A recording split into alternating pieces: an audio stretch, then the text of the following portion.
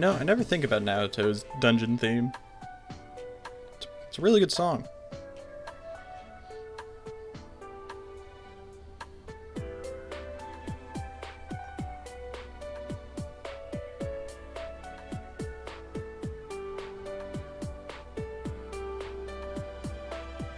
Should probably jam out to that more sometimes.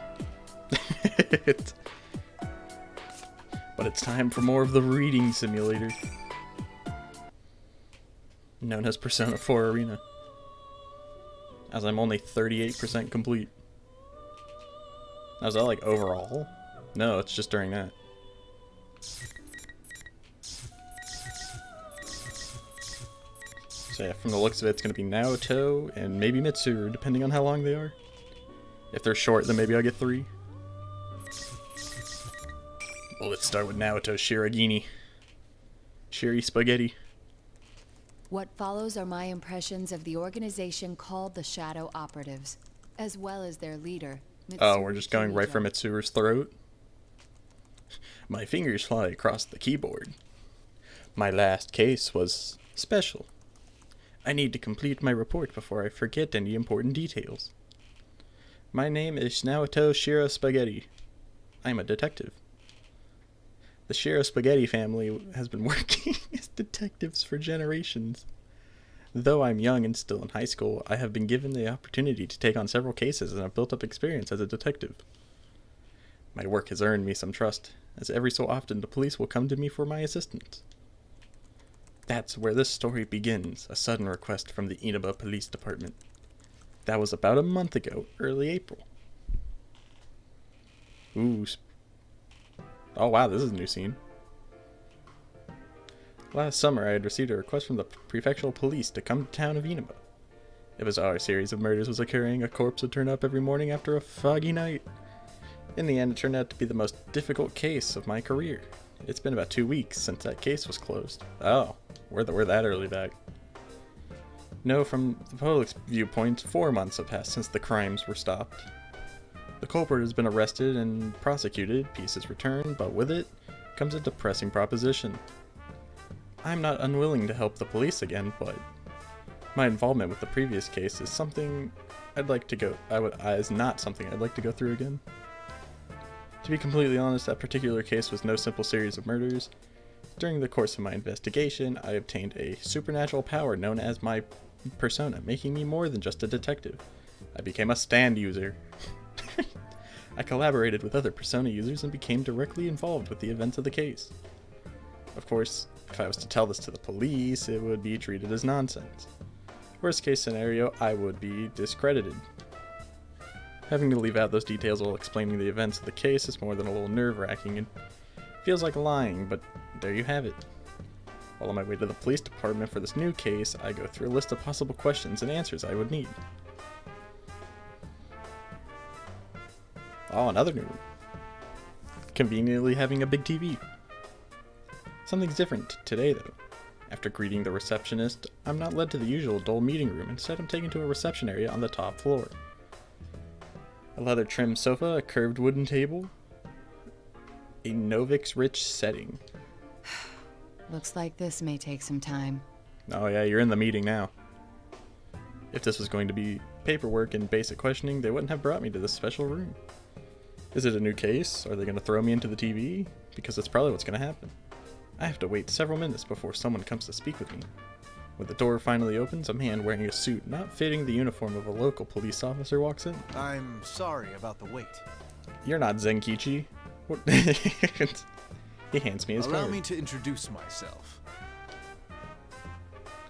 His card has a lengthy title, National Police Agency Security Bureau, Security Planning Division. You know, he has a portrait. Why does this guy have a portrait? I was shocked. They're more commonly known as the Public Safety Police. The Security Planning Division is the command center for departments that handle terrorist threats, coup d'etat plots, and foreign affairs. The secret police also belong to this group. But why would a person of such importance come all the way to a rural local like this? I look him in the eyes. He appears to be measuring me up. I see you're enough on the ball that you don't need a lengthy introduction. It'd be funny if he said his name was Zenkichi. Without any further talk, the man Have gets you to his heard of the point. Killjoy group? Why I us? doubt there are many who haven't. I'll get right to the point. We'd like to hire you to perform a sub-rosa investigation on them. A sub-rosa investigation. You need a corporation quietly investigated. Why me? I don't see what I can do that your own department cannot. I would agree if shadows and personas weren't involved. He knows too much now to shoot him. The time I'm unable to hide my surprise. But the man continues, either failing to see or purposely ignoring my reaction. One summer 12 years ago, there was an explosion at the Killjoy-owned Tatsumi Port Island, killing over 50 people. Yes, true. You would have been very young at the time. You would have been a baby. I've reviewed that case. The official Or a wee little explanation was kid. that a gas main leaked during a construction project. That's not what happened. Afterwards, though, a bizarre rumor saw quite a bit of circulation. The mass media noticed that there was a suspiciously large number of researchers amongst the casualties. They floated the theory that the official explanation was a lie, and that the explosion was really caused by some dubious experiment. No concrete evidence was ever found to support those claims, though. As I recall, the matter was left unsettled. I'm genuinely a little excited for Some may still this plot. remember the incident, though I don't Dealing think with the many Persona could 3 recall cast. the finer points. Those rumors were all true. His voice becomes firm. What? Those researchers under Koetsu Kirijo, the old Kirijo group manager, were working on harnessing the power of shadows. Not the shadows. Free rights for the shadows. experiment went awry, and they lost control of the shadows. That's what caused the explosion. Experiments using shadows. They lost control? Are you saying the shadows flooded the city? The real world? Yes, that would happen to be the plot. I can't speak to that. There was no way of getting hard answers back then. No one took the spooky stories seriously. But that accident got the government and the police's attention. Though they didn't launch an investigation until a year or two ago. You're telling me they waited like years before they did that? Crazy. That couldn't be helped. Law can only preside over the world as we know it. Things that can't be explained can't be governed. Only those in the Kirijo group know exactly what happened and how much of the aftermath was dealt with. Well, those are the Kirijo group and a few other school kids, but we don't talk about them. The aftermath. The world has a bad ring to it. It brings to mind a cover-up of some dark secret. Their cleanup efforts continued until quite recently. They were using some method known only to them, entirely behind our backs. We think they've been conducting illegal activities in the 10 Illegal years since then, activities. while hiding behind their cleanup efforts. And you wish for me to confirm this? Not only do you have a relationship with us, you have a persona and extensive experience in the field. How do you know this? We can't think of a better candidate. And since I'm not directly affiliated with the police, if I were to be caught in a trap, it wouldn't lead back to you. If this guy knows Naoto has a persona and deals with shadows, if Naoto filled out the case of Adachi and all of them, with like all the shadow knowledge, and they were like, no, this is BS, this guy could just show up and be like, no, this is real. If that's the way you want to put it. My reply was meant to be sarcastic, but this conversation is exceptionally draining. I must applaud public safety. They know everything about anybody they choose to investigate. There's no point in trying to bargain with them. He continues explaining indifferently, as if able to sense my resignation. Last year, in conjunction with the Kirijo group, we established an unofficial department in the force, nicknamed the Shadow Operatives. That's true, It's a yes. special unit capable of dealing with shadow-related cases. This is news to my ears. That's a rather bold move. You went so far as to join forces with the ones you suspect of illicit activities? That's exactly why we did it. We must keep a leash on them by integrating them into the system. But the police are far behind information-wise. Officially, you are higher on the chain of command, but less so in practice.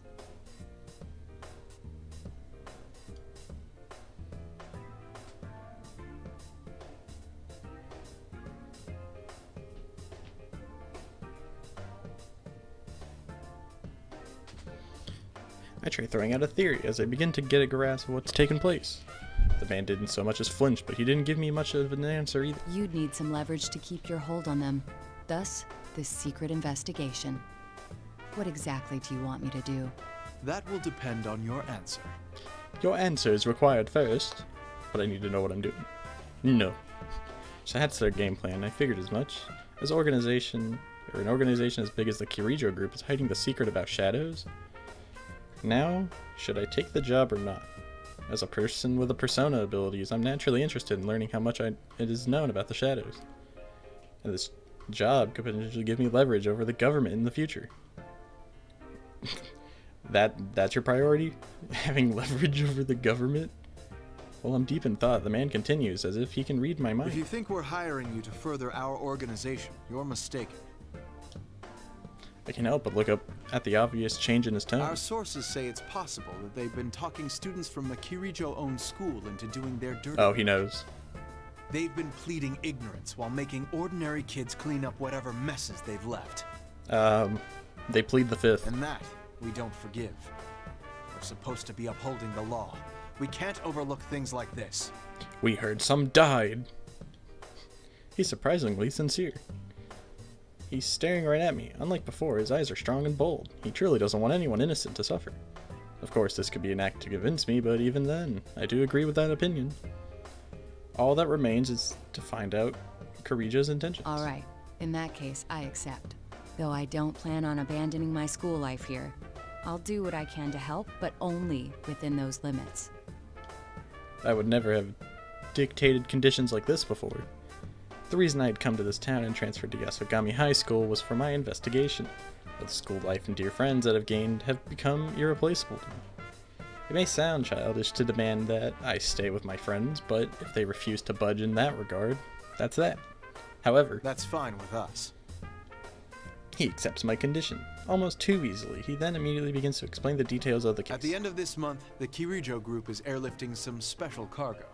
Ooh, special Killjoy cargo. has asked our help in making sure the cargo is transported safely. We'd like you to accompany them as a police observer. What do they mean, transported safely? A police escort, assurance of no public investigation if any unforeseen situation were to arise. Things like that. You know, this guy has a problem with the Killjoy group using kids to clean up the shadows. But literally, the investigation team literally just cleaned up a whole case. And there are a bunch of teenagers. Of course, if anything does happen, we will hold them responsible. And what is this special cargo? It's something to do with the shadow research. They've admitted that much, but we don't know the exact details. According to our research, it's most likely something from the old ergonomics research laboratory, classified as risk level 4. Risk level 4? In other words, even though it's sealed up tight, it's extremely dangerous. It wouldn't happen to be a robot, would it? They even have a risk scale for things like this? Seems like Killjoy's research goes into a variety of different things. Also, wow, would you look at that? As I'm thinking, the man slides a photograph to me. It's a beautiful young lady. Her eyes show a strong will as striking as her blazing red hair. That hair reminds me of something. I may have seen her picture while going through documents regarding the Port Island incident. Of course, the girl in those pictures was much younger. this woman will be on that flight. Her name is Mitsuru Killjoy. Killjoy. She's the oldest daughter of the Killjoy family. Koetsu She's the Killjoy's oldest and the grandmother. oldest, or It the was only. he who devised the experiments 12 years ago.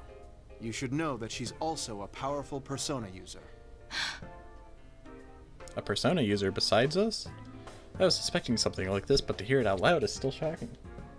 So there are persona users other than those involved in the case last year. Well, yeah, and also in a couple years you'll hear about the Phantom She Thieves. took the lead in gathering students 3 years ago when she was still in high school.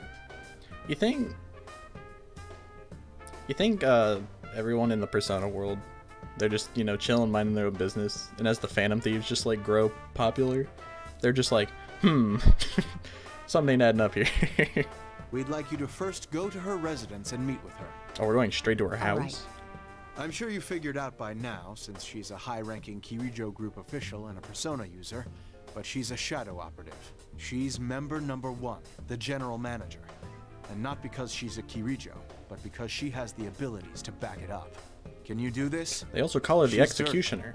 Then this won't be easy for you. I already accepted your assignment, so I must simply make the best of it.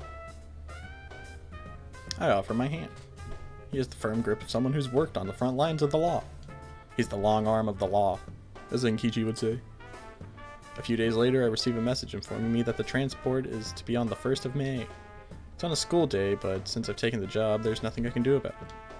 In fact, I should be glad that it didn't overlap with the extended holiday. I haven't heard the details, but I expect to have some important arrangements during Golden Week. Arrangements to reunite with an upperclassman, Yu Narakama, who was the leader of our group during last year's incident. I keep thinking about our reunion. It's only been 2 weeks since he left, but it feels much bit longer. I suppose that goes to show how much I'm looking forward to it. But I'm going off track. I need to think about my new job, so I hastily pull myself together. So when do I get the infamous cutscene? Ooh. Look at this fancy velvet room. It's the brown room. May 1st. The cargo is due to be transported from a laboratory near the Killjoy mansion. I make my way to the mansion to present myself and end up accompanying the security detail. The limousine is incredibly long. It's also got a computer. Apparently, it isn't all that rare for an upper class in other countries to ride in cars this large, but it's downright comical on the tiny roads of Japan. That was where I met Mitsuru Killjoy in person. Nice to meet you. My name is Naoto Shirogane. I'll be acting as an observer today. I've been told about you. It's nice meeting you as well. I'm Mitsuru Killjoy. Her beauty is enough to attract anyone's attention. She was so much less imposing than in the picture. I didn't expect the police's observer to be so young. Does that bother you? No. I didn't mean to downplay your abilities. Forgive me. I take a look at Killjoy's face. She's the only daughter of the founding family, but it's been 2 years since she renounced the practice of the Killjoy group being run by the family. In other words, she's simply the CEO's daughter now, not the heir to the company. She must be used to the constant stress being a female leader at such a young age. Getting people to acknowledge her must have been a struggle. I don't need to mince my words in dealing with types like her. I decided to cut to the chase. Yeah, it's as if people were scared. Tell me, what are the contents of Scared the as we're- cargo? I'm ashamed to have to admit this, but since the original researchers have passed away, we don't know what's in it either. We can't allow the worst-case scenario for such an item to come to pass in the middle of a city.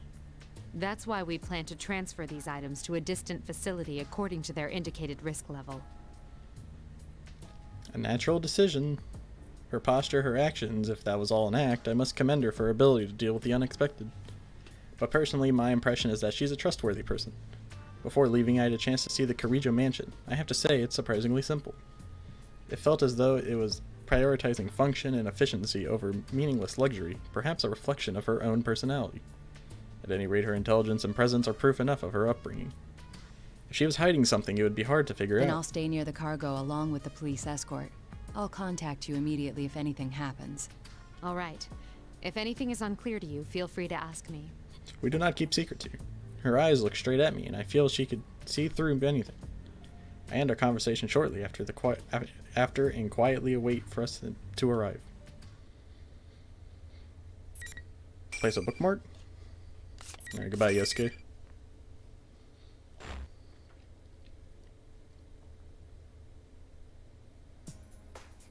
It's an aeroplane! The limousine, transport truck, and multiple security cars reached the airport without any incident. The large cargo may be dangerous, but according to the records, it's been kept safely in storage for the past 10 years. Plus, it is worthless to the average person. Because of this, the people involved in the security don't look tense. Killjoy hands her servant her travel bag. It's almost as if she's simply going on vacation. Yakushima. Huh. The plane's destination is one of the southern islands. I'm sure it'd be fun to go with everyone. I realize what I'm thinking and have to laugh to myself. A year ago, I never would have considered that it would be fun to spend time with others. But I can't help but think that way now. Soon, they'll begin moving the cargo out of the truck. I clear my mind of daydreams and look back at the truck. They pass through the gate for large cargo shipments. The shipment is an imposing metal case, but among all the other shipping containers, it doesn't attract much attention from the airport staff. Yeah. I totally wouldn't be scared of that if I saw that running around. It's not long before the final case is unloaded from the truck. It's obviously different from the rest. It's covered in what seems to be heavy industrial grade steel. Yeah, I wonder what's in it. Oh, it says it on the box. It legit just says Labradus. About a meter wide and broad and 2.5 meters tall. Seems like something very special in there, but even if someone was targeting the shipment, it would be impossible to steal it. 4 men in suits slowly tip the case sideways to place it in the cart. Seeing it on its side reminds me of something. It looks like a coffin.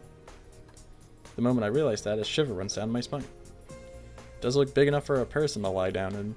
Could there really be someone inside? Could it be that this tight security is not to prevent theft, but to keep the cargo from escaping? No, how can I imagine things like that without any proof? I shake my head to clear of these pointless thoughts. Am I just shaken because I heard this was something to do with shadows? Eventually, the check-in process is complete and the announcement to begin boarding echoes through the airport. I relax a little, relieved that nothing has happened up to this point. Once the plane takes off, the only thing in our way is the sky. I had to put on an earpiece tuned to the police radio to keep up with the current situation. So far, nothing was out of the ordinary. Killjoy's group finished checking in and boarded the plane. The cargo should be loaded soon. After I supervise that, I'll check in and... Suddenly, an urgent voice jumps onto the broadcast. The aircraft squawk code has changed to 7500. 7,500. I have trouble mentally shifting gears after the long period of inactivity. Never imagined I would hear that number with my own ears. 7,500? A hijacking? Is the plane I'm investigating being hijacked? That can't be a coincidence. Could this have been set up by the police or the Killjoy group? No, there's no benefit for either of them to get involved with the general public. So if that's the case... Is it the cargo they want? There really is someone after the cargo. Wait, if they're after the cargo, why hijack the plane? If they're not trying to steal the cargo, could they be after Killjoy? No, that doesn't feel right. Hijacking isn't an efficient method to carry out a kidnapping or an assassination. I mean, it's an effective assassination method if you ask me. If they have the time and resolve to pull this off, they would be far better off trying to take over the plane mid-flight. Oh yeah, that's right, they're not off the ground yet. I can't figure out their objective. Why would they do something that attracts so much attention? Attention? This is a very peculiar time to attempt a takeover of the plane. Very peculiar indeed. Hijacking before departure forfeits the biggest benefit of a hijacking. But at the same time, all normal airport operations would come to a halt while everyone turns their focus on the plane in question. The airport would naturally stop loading baggage onto the plane while this hijacking goes on. It's the perfect distraction. So they are after the cargo. If that was the case, the hijacking is only a decoy. But would they really risk their lives hijacking a plane over one piece of cargo? As I think, I scan the area from a viewpoint up in the boarding area. I see a van that has been parked near the cargo area suddenly peel out. Huh? A suspicious departure at this time? I have a bad feeling about this. But the cargo was just unloaded right in front of my eyes. I didn't see anyone steal it. Hold on, the 4 men in suits with the handcart. I don't see them. I'd lost track of them in the rush of activity after the hijack call. I grind my teeth and interrupt the radio This call. is 002, over. A suspicious vehicle is leaving the scene. Stay in pursuit. It's a large vehicle, about 2 tons. License plate? Oh boy, get him. Get him dead. I hear someone confirm confirm with Roger, but there's shouting and confusion going on in the background. I'm unsure if my intentions had been understood. I run across the airport by myself. I need to grab hold of these people's tail, even if only to get a few hairs. Of course, there's no way that I can catch a vehicle on foot, but I have a plan. I run down the escalator and bolt for the passenger pickup area at the arrival's lobby. I look around outside and there it is, just as I thought. The suspicious vehicle is coming this way. The airport's road layout is a loop. After leaving the departure lobby, cars must take a turn and curve back around into the arrival lobby before being able to reach the surface streets. I hide in the crowd and wait for the van to get close. And as it passes by, I throw a small sticky lump. Luckily for me, it strikes and sticks low to the van's side. There's a compact transmitter in there. You'd have to be pretty close to pick up the signal, but it's better than nothing. I take my hat off and wipe my forehead. The pedestrians around me begin to stir. Everyone stops and stares at the smartphones. I didn't need to look, I knew. The first news of the hijacking is hitting the media. Already? I put my hat back on and pull the brim low. I have to be careful not to let all the information flying about confuse me. I keep my guard up as quickly as I walk back to the departure lobby. Another 45 minutes pass without any more clear information coming through. There's chaos on the radio and people are in a panic. But after an hour, the confusion suddenly stops and a shocking report comes All in. personnel on scene. The suspects have been apprehended. The hijacking is over. I repeat. They dealt with it so soon? Though some passengers were ill, there were no casualties. As far as I know, the hijackers didn't even make any demands. It's hard to think that the police could have negotiated with them. But on the other hand, there's no indication that the special assault team had stormed the plane. Did the group surrender now that their decoy objective was complete? What's going on here? Just then, a radio call came in directly for me. Operator to 002, over. The hijacking has been dealt with, but the transfer must be cancelled. The whereabouts of one piece of cargo cannot be confirmed. All indications are that it has been stolen.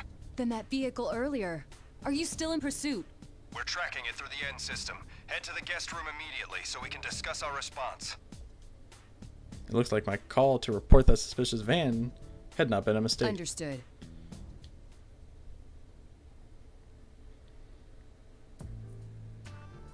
Conference room. Soon after, the involved parties were gathered in the conference room. Killjoy and the police are talking hurriedly. A good number of this quickly put together team are not aware of the confidential nature of this matter. I imagine things won't be proceeding so smoothly. At any rate, the van on the run could be tracked through the N system. The hijackers were handed over to the airport police, while those of us who knew the truth about the cargo were moved to one of her buildings. That was a very tidy operation.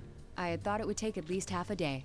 To put it delicately, we had someone with special abilities handling this. I wonder who that is. And again, though we prevented any harm from coming to the hostages, we lost the cargo.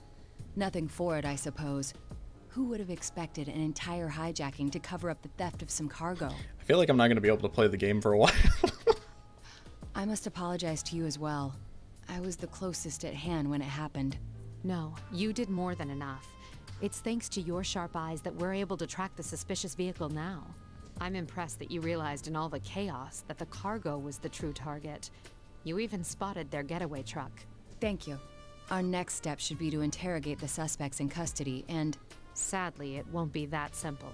Sadly, they all killed We themselves. haven't heard much yet, but it seems they're having unexpected difficulties with the interrogation. It will take some time. They said no one can know, and then they died. If they were prepared to risk their lives for this operation, I suppose they won't break so easily. We made an error in judgment. We were too focused on preventing the item itself from doing any damage. But since they targeted something so unusual, that should narrow down the suspect pool. I can't deny it's possible that someone connected to the Killjoy group is behind this. Gasp. Thank you for your assistance, Shirogane. I'm sorry to have involved you in this mess, but the professionals will take it from here. Professionals, in other words, she plans to investigate this herself as a shadow operator. Does that mean my work here is done? I'm afraid so. We do value your cooperation. Good, now get out. Does that mean I'm about to read through all this again when I play Mitsuru? This is a bit of a pickle. The Killjoy group and the police want to keep this under wraps. That is, they cannot open a public investigation. On top of that, the shadow operatives are technically an organization working for the police, so there's no room for freelancers here. Which means there's no need for me to be involved in the investigation any further. Insisting to stay on this case would only draw attention. With no other choice, I decided to take my leave.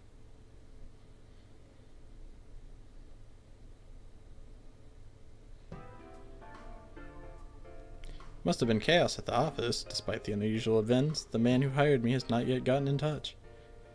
I entertained the thought of returning home to Inaba, but luckily enough, I brought enough luggage for a short trip out of town. I decided to stay the night at a business hotel near the airport and wait a while for my client to contact me.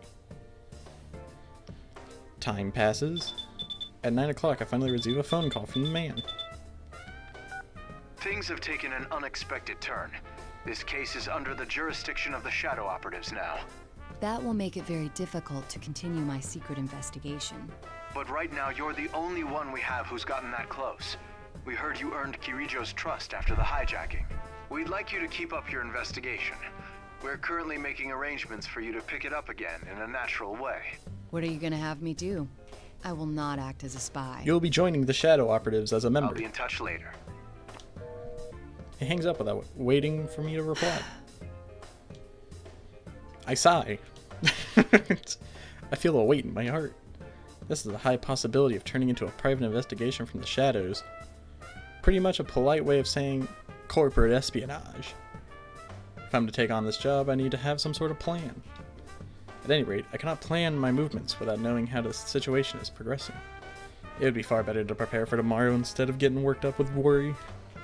I read the newspaper and watch some of the TV coverage of today's events, then go to bed early. A day passes, and even by the night of the May 2nd, the man has not contacted me again. It seems the police are having trouble zeroing in on the suspicious vehicle. Considering the skill with which the crime was pulled off, I wouldn't be surprised if that van had been dumped somewhere and cargo loaded onto another vehicle. Going through all the possibilities is just a way to kill time. But it's the only thing I had to do. Nothing happened until the sky began to darken as the sun went down. My phone finally rang, but surprisingly the name on the screen brought a smile to my face. Yes, Shirogane speaking. Hi, Naoto-kun? Oh god, I'm not interrupting your work, am I? of all the people. No, it's quite alright. Sorry to call so late. I wanted to at least give it one more shot about tomorrow. That's right, so much has been happening that I completely forgot the school holidays start tomorrow. And of course, we're supposed to have our reunion with you when he visits from the city tomorrow. I was supposed to be able to meet up with them. I didn't imagine that I'd be stuck here for 3 days thanks to the attempted hijacking at the airport. But since I've undertaken the job, I have obligations that I just can't abandon. I'm starting to actually feel some anger towards whoever the culprits are. I'm sorry, but it seems I still won't be able to make it. I'm actually not in Inaba at the moment, to be honest. Oh, yeah, you mentioned that. Oh, then I guess you can't check even if it rains. Even if it rains? Oh, nothing. Just talking to myself. What was It's that? okay, Naoto-kun. I know there are people who'll be in trouble without you. You need to stay there and help them out. Yes, well, Help them out. It irritates me to know that what I'm doing, or what I'm going to do, is pretty much spy it work. really is a shame. Give my regards to Senpai and the others, won't you? Will do. Good luck with the job. Alright, well at least now I know we're close to the shadow part. I hang up the phone. Seeing my dear senpai again, I feel that's much more important than a job with an uncertain outcome, and I feel a little sad that I'm going to miss it. Maybe I should just turn the case down and make a surprise visit tomorrow. I wonder if any train would make it in time. But it looks like the case is not about to let me leave. After my talk with Chie, I begin to prepare food. And that's when the public safety official called me again. It seems we may be back on for the secret investigation. I mean, this guy's the bad guy, right? Killjoy just requested our cooperation. We agreed. A detective by the name of Kurosawa will be heading out tomorrow. We want you to accompany him to the rendezvous point. When I ask about this Kurosawa fellow, I receive an unanticipated answer. Apparently, he had helped Kirijo's activities on his own while he was a constable. Even though his superiors didn't understand what Kirijo was up to, he followed his own instincts and helped her to protect this town. Normally, he would be punished for this, but the situation took a 180-degree turn thanks to the establishment of the Shadow Operatives. His knowledge has been invaluable, and rather than being disciplined, he has been promoted to plainclothes detective. Kurosawa is willing to leak you whatever info he learns about the Kirijo group through his cooperation with them. Why does his name I'm sound familiar? surprised he agreed to that. Hasn't he assisted Kirijo-san and her group in the past? I'm afraid that's something you'll have to ask him about, although he seems to have his own agenda. I confirmed several other details before ending the call. Detective Kurosawa. If he's working with the Kirijo group, it would be something of a problem. But if they have information to leak, that means they must have located the vehicle in question. Still, considering how long it took them to find it, I may be in for a long trip. Where am I going to be sent now? I shrugged to myself. We're actually sending you to Yaso Inaba. Oh, wow. That works out. The next day, May 3rd. I meet with Detective Kurosawa. I expected someone who looked shadier, but the man appeared hardworking and honest. Kurosawa. Oh, he doesn't have a portrait. I'm Naoto Shirogane. Thank you for your assistance. I've heard rumors about you, Ace Detective. Let's get going. We make our greetings brief, and I get into Detective Kurosawa's car. Oh, he does have a face. Private investigation at a location that I have no prior knowledge or experience of. This was a depressing job in the first place, and the addition of more and more unknown variables is only making me more displeased with You it. seem pretty listless. Dude, she's thinking real hard over there. Oh no, I'm fine. Where are we headed, by the way? Why does he look like the Tekken guy? The place where they found the getaway car from the hijacking. A town called Inaba. Oh, It's a small we're going place there. with an odd history. They just had a bizarre serial murder case there last year. Inaba. I can't stop the surprise from showing in my voice. That's your hometown, right? Isn't that why they're sending you? I'm at a loss for words, but Detective Kurosawa continues instead of waiting for me to The reply. request I got from the shadow operatives was to assist in gathering information about those murders. They want me to meet with a supervising detective of that case and ask him for the full story. Dojima? Not only are they part of public safety, they're an unofficial unit. They can't come to the district police for information. Why him? Is his case related to the robbery in some way? Public safety is sharper than you might think. They do basic reviews on all cases to see if shadows were involved. Inaba is on their watch list now. And with that cargo Yeah, I being bet. brought there, they naturally suspect a connection between the cases. If there's a connection, then it might be related to our case. I begin to have ominous thoughts and my expression darkens. But Detective Kurosawa doesn't probe into that topic. Perhaps he's the type of person who doesn't judge people based on evidence, but gets a feel for them through conversation and actions. How am I reflected in his eyes? I can't help but wonder. The TV graveyard. Detective Kurosawa goes into the Inaba police station while I wait in the car near the junkyard. The familiar sights of Inaba seem strange somehow. The detective in charge of this case must be none other than Dojima. Detective Ryotaro Dojima. Of course I am familiar with him. And not just through our profession. Dojima acted as Yu's guardian while he stayed in Inaba. I feel like I'm betraying him as well, and I can't stop myself from sighing again. Soon enough, Detective Kurosawa steps out of the station. I thought he was coming back, but halfway to the car he turns and walks into the junkyard. I wonder what he's doing. I stick my head out the window and try to track him. There's another car parked behind the pile of junk. That distinctive grill style. That's Kirijo's limousine. I hurriedly pull my head back into the car. That's right, Detective Kurosawa came here to cooperate with Kirijo. But still, to bring me along and park so close to her is... Then again, it's very unnatural to park far from a rendezvous point. Detective Kurosawa made the right decision. I calm down and slide into the rear seat, keeping my head low. Still, Kirijo uses that black limousine while undertaking her shadow operative duties as well. That car sticks out like a sore thumb here in Inaba. Heck, it's distinctive anywhere in Japan.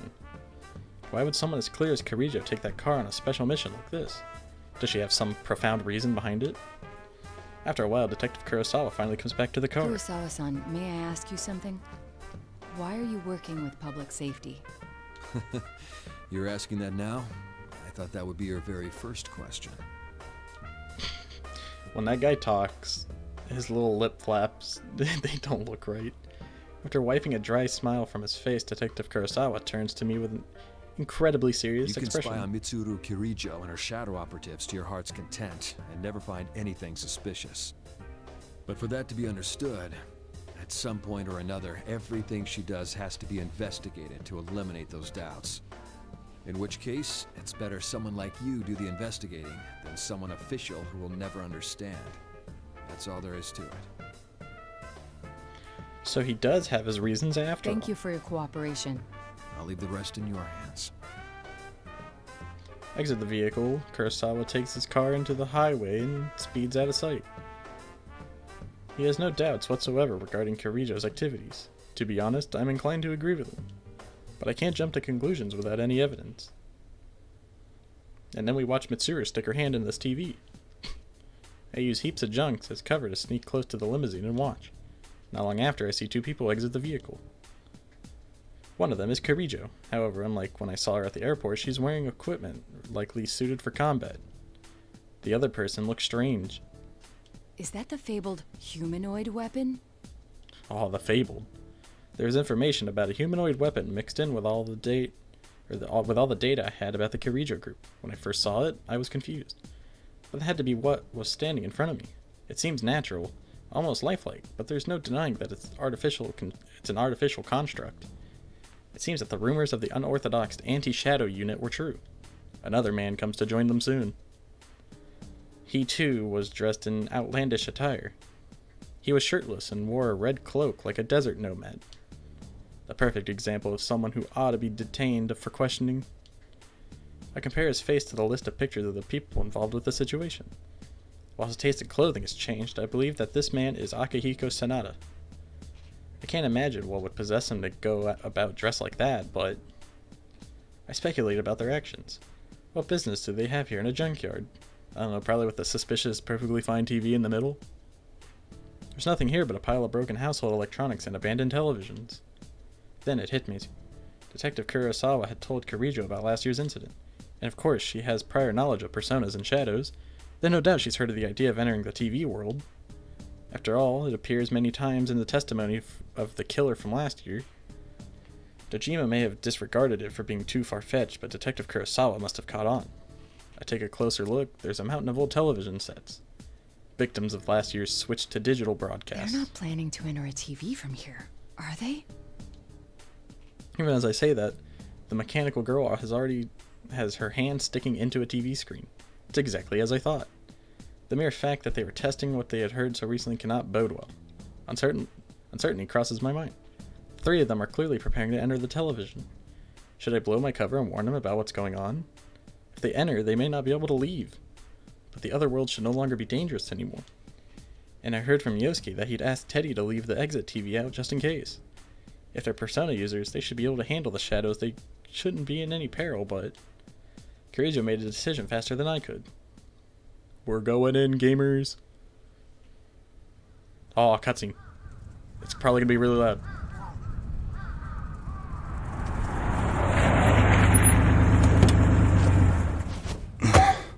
The other members will wait here in the car. Yeah. If we all barge in and something happens, we'll be devastated. Now that you mention it, at least one of us should be staying behind as well. I am not staying.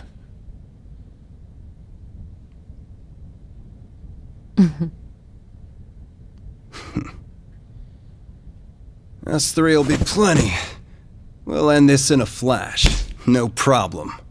The same as always. Although, we have no idea what might be waiting for us on the other side. Don't get careless. Right. This situation, it brings back memories.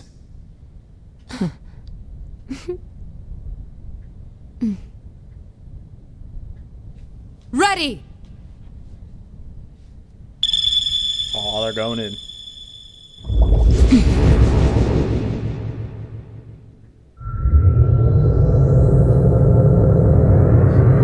don't know why, but this just makes me very excited.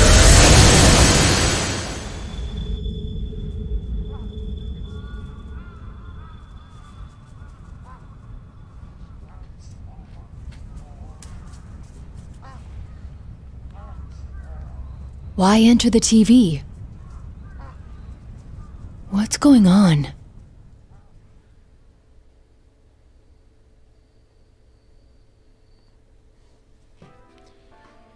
I stand there blankly. Is the stolen cargo inside the TV? Should I chase after them? If I turn back here, we may never be able to find the 3 of them again. And if that happens, the truth about the case will be lost forever. If a property was placed into the TV world, it means that whoever stole it knows the truth about last year's events. If that's the case, then I can't ignore this no matter what my assigned task is. Plus, If they're determined to enter the TV despite not knowing the risks, I can hardly allow cowardice to prevent me from following. I realized that the straw breaking the camel's back is not logic, but my pride. I smiled to myself. But my mind was made up. I stand up, look around, and step inside the same television they used. Are we gonna get the infamous cutscene?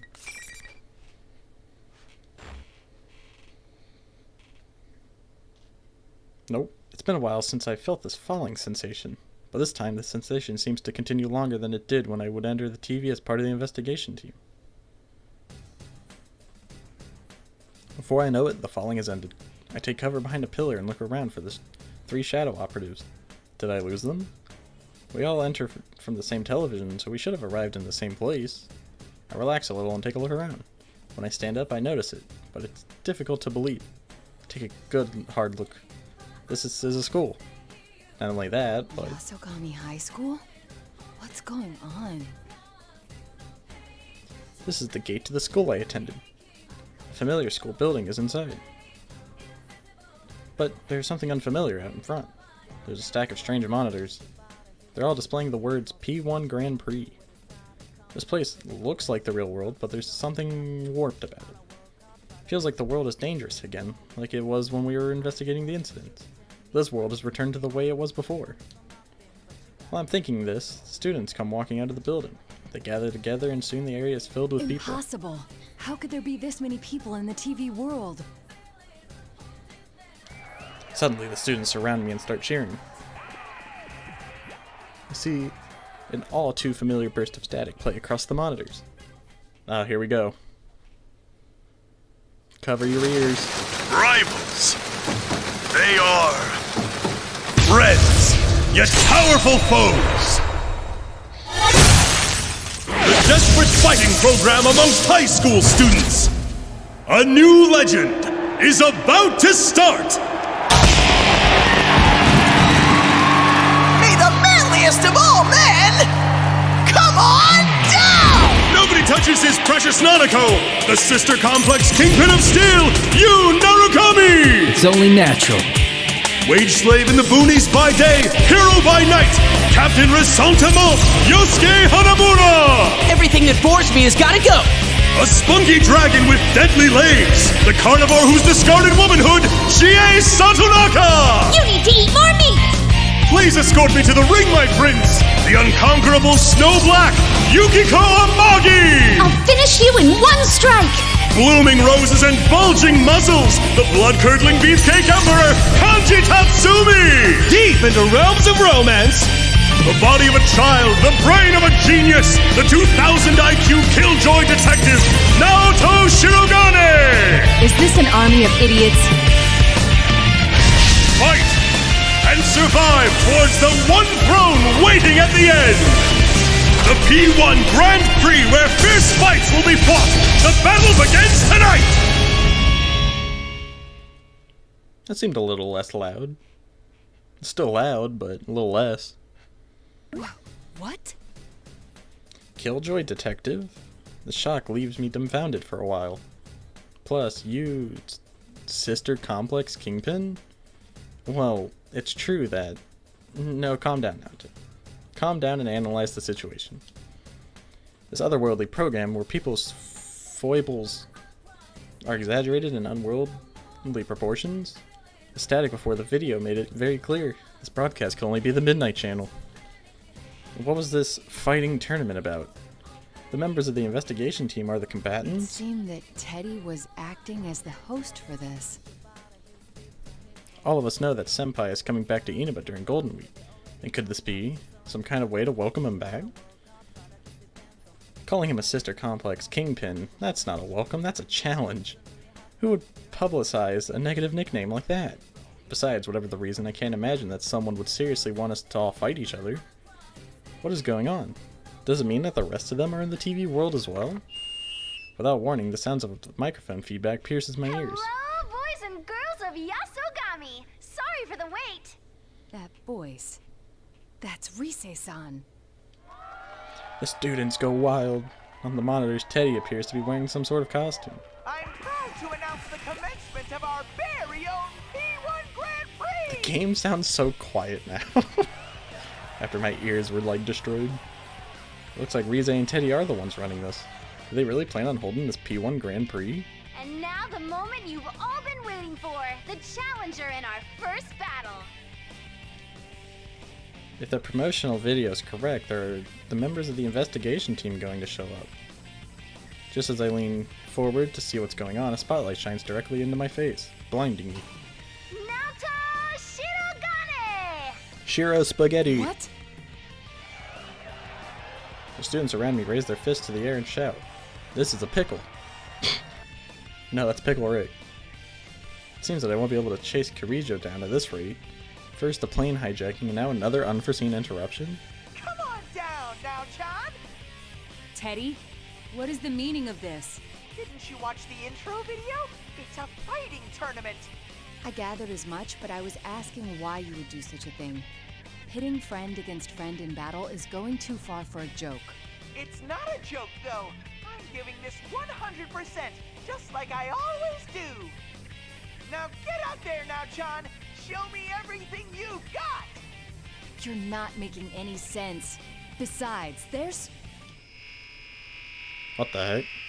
While I'm speaking, I see the area in front of me twist. I close my eyes at once. When I open them, I see that only certain things around me have been warped by whatever that was. The scene on the monitors and the students around me. I blink and rub my eyes, but I soon realize that my eyes aren't playing tricks on me. Are these students an illusion someone is creating? You can see through that? With their skins missing, the students have become dark shapes and only resemble a human form. Are these shadows of some sort? I do find it hard to believe that so many people could have wandered into the TV world. Even if many people did get in here, the town would be in an uproar over the mass disappearance of so many students.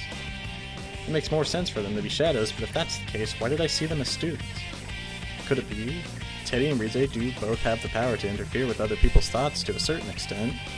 It may be possible for them to be projecting illusions into my mind. That would prove that the two of them really are the hosts of this show. I decide not to jump to any conclusions for now. Even if the two of them are behind this, why would they hold a tournament and deceive me with an illusion? I won't be able to figure out anything until I determine what their objective is. As I'm considering my next course of actions, Teddy, should I say General Teddy, speaks directly to me. What are you all fidgety for now, John? You need to powder your nose?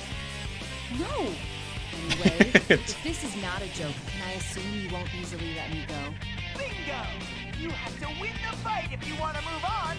Only the one who makes it to the very end is set free. There's no way it's just me. The voices sound much quieter than the music now. This is getting me nowhere. Talking to them isn't helping me figure out what's going on here. Well then, let's get this started. Bring out the first opponent. Another spotlight appears across from me. A person steps out of the darkness. It's been a while, Naoto. We're going straight to Narukami. Senpai? Why are you here? I promised I'd come back during Golden Week. Don't tell me you forgot. Oh, they're gonna guilt her about not being there? No. Of course I remembered. It's just, I didn't expect to see you here. I could say the same thing. I heard you couldn't make it because of your job. Yes. Actually, I'm here on matters related to my work. It came as a surprise to me as well. Huh. Looks like you're as uninterested in socializing as always. Huh? What did he just say? Everyone says that though they think of you as a friend, they never get the same vibe from you. Oh, dang. That's not true. I just happen to be busy with a case. But really, now's not... Work, work, work. I guess work's all you care about in the end. Even now. I'd say you're more concerned with your work than us. Wow. I get it. Hanging out with people outside work is a burden for you. It's like an invasion of your privacy. She let you in her house, Narukami. Senpai? Do you not remember the good times? He's not the type of person to speak so poorly of others, is he? Is this an illusion too? Relax. I'll help get you knocked out of the tournament so you can get back to the work you love so much. He summoned his persona. What? Are you serious? Senpai attacked me with his persona. That wasn't an illusion, it was real. If he'd hit me, I would have been seriously hurt. But now I know something. He's clearly not in his right mind right now. The leader of the investigation team I knew would never, under any circumstances, harm his friends. There's this status effect called panic. And yeah. What a reunion this is turning into. If I must fight you, I will. Now we get to play as Naoto Shiro Spaghetti. A character I've put very little time in.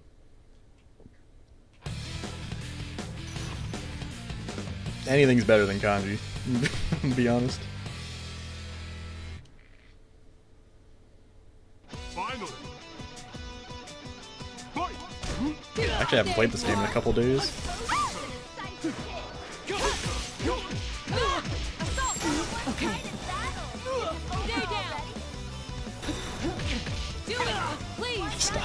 spaghetti. Naoto Shiro spaghetti? What do you mean?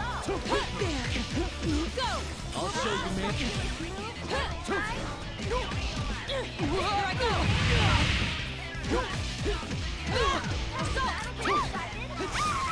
Wait, Narukami, please.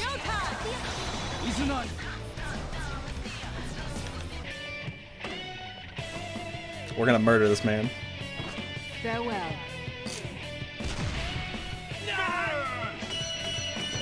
Perhaps I took it too far.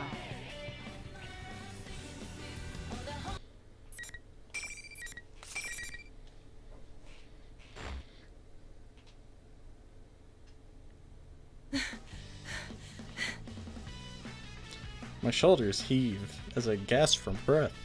Managed to win, but Senpai was strong as ever. Naoto, are you okay? Yes. Senpai stands up and offers me his hand as I sit on the ground. Despite the fact that he was hurt worse than I was, the look in his eyes shows that he is seriously worried about me.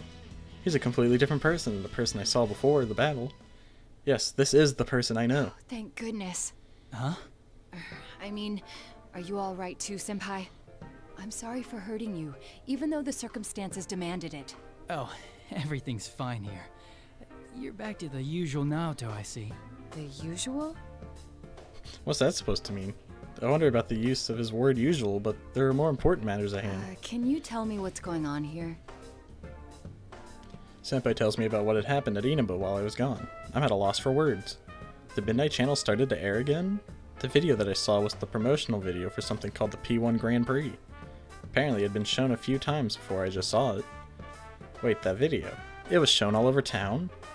No, now's not the time to let that sort of thing discourage me.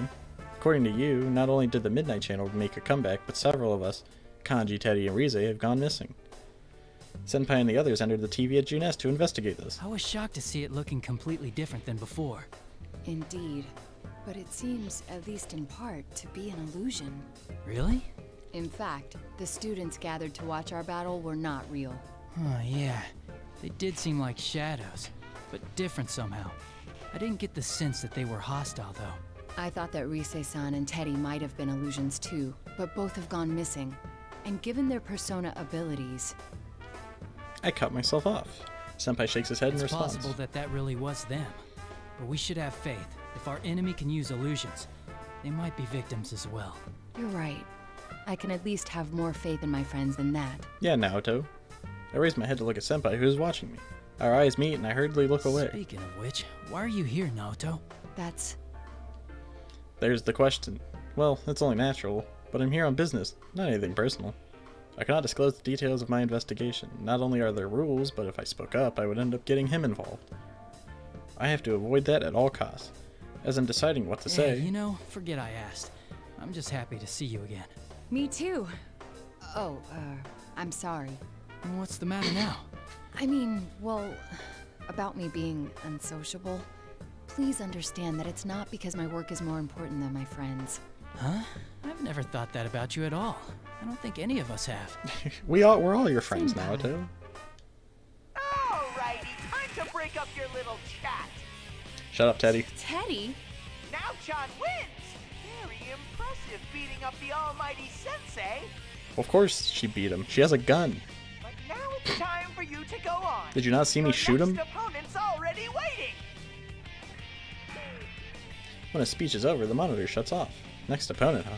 I'd rather not continue this charade, but if I have to push forward in order to get a hold of the situation... Well, then we should get going.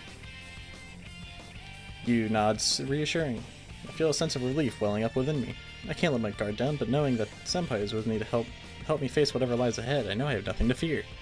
Or so I thought. Senpai is walking next to me when he suddenly stops. What the? An invisible wall? What is this? And how come you can pass through? A wall? There's nothing there. I wave my hand through the place where Senpai said he couldn't pass through, but I don't feel anything. The Senpai doesn't look like he's faking it. The monitor turns on again. Teddy's face fills the screen. Huh? Did I forget to tell you? Only the winner can move on to the next fight. No one's getting out of this school until a champion's been crowned. Until the manliest man. Only the one who fights to the very end and comes out on top can leave. The very best manly man. will be So crowned. neither opponent can leave the area unless they fight each other. You go on ahead, Naoto. I'll try and find a way to catch up. Very well. Be careful, Senpai. I will. See you later. I'm hesitant to leave Senpai behind, but it can't be helped. I'd like to try to destroy the walls, but there's nothing I can do if I can't touch it. With Senpai smiling at me, I decided to go on ahead. It looks like no matter how many people I fight, I'll have to progress by myself. Alright, who am I gonna fight next? Maybe Yosuke. After some time walking, I run smack into something, even though there's nothing there. I didn't understand what was going on at first, but I soon come to realize something. So this is one of those invisible walls Senpai was talking about. It seems that some of them won't allow anyone to pass, no matter who wins the fight. It's completely transparent. The only way to know that it's theirs is it to feel its glass-like smoothness. I have no choice but to take a detour. But time after time, these walls keep getting in my mind, or getting in my way. I'm not choosing my path, I'm being herded. I suppose I'm following some plan laid out by whoever set this up. After I opened the door to the gym, I saw a space cleared away.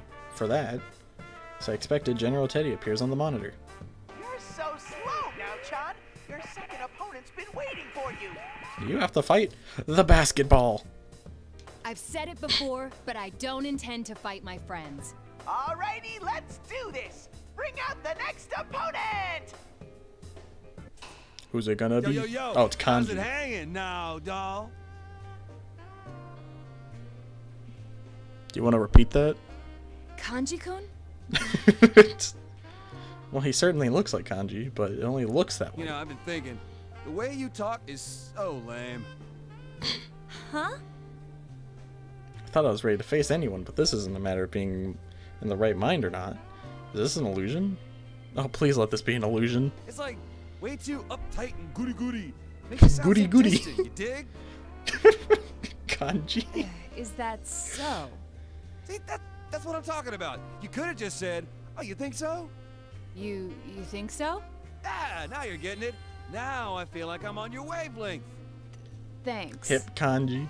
Then again, relatability aside, I feel like you were miles away from me to begin with.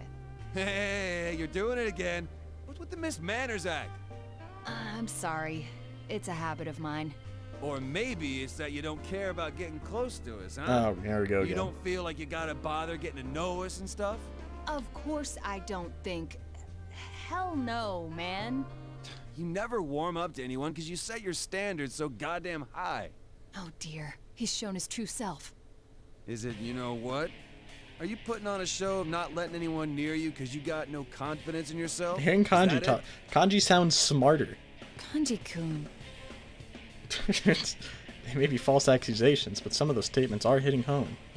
I can't brush off these words, and my heart Why are you aches. so nervous? Your height? Your body? That girly voice? Let me give you a little lesson in manliness.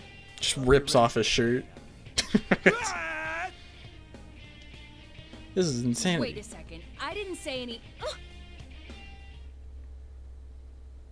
Hit her with the suplex.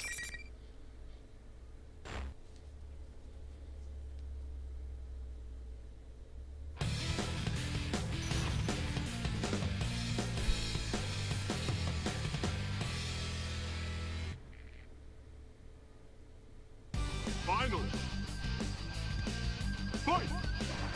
What the? Persona! There! Do it! Right! Aim! Okay. This'll hurt! Just pull a gun on him and put it away. Okay. Persona! Take this! Oh my god, he read my jump. Showtime! Well, he's about to get shot, so we're fine.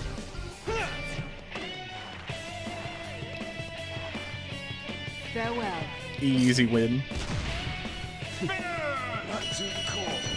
Perhaps I took it too far. The Kanji was smart in conversation and smart in battle. He read my jump. He was like spacing me. Kanji-kun, are you alright? Of course I am. Your attacks are like little bug bites. I just let my guard down, that's all. That's I know he's acting tough or trying to be courteous to me, but at least he's back to the usual kanji. The usual kanji. Usual? Wait, didn't you say that too?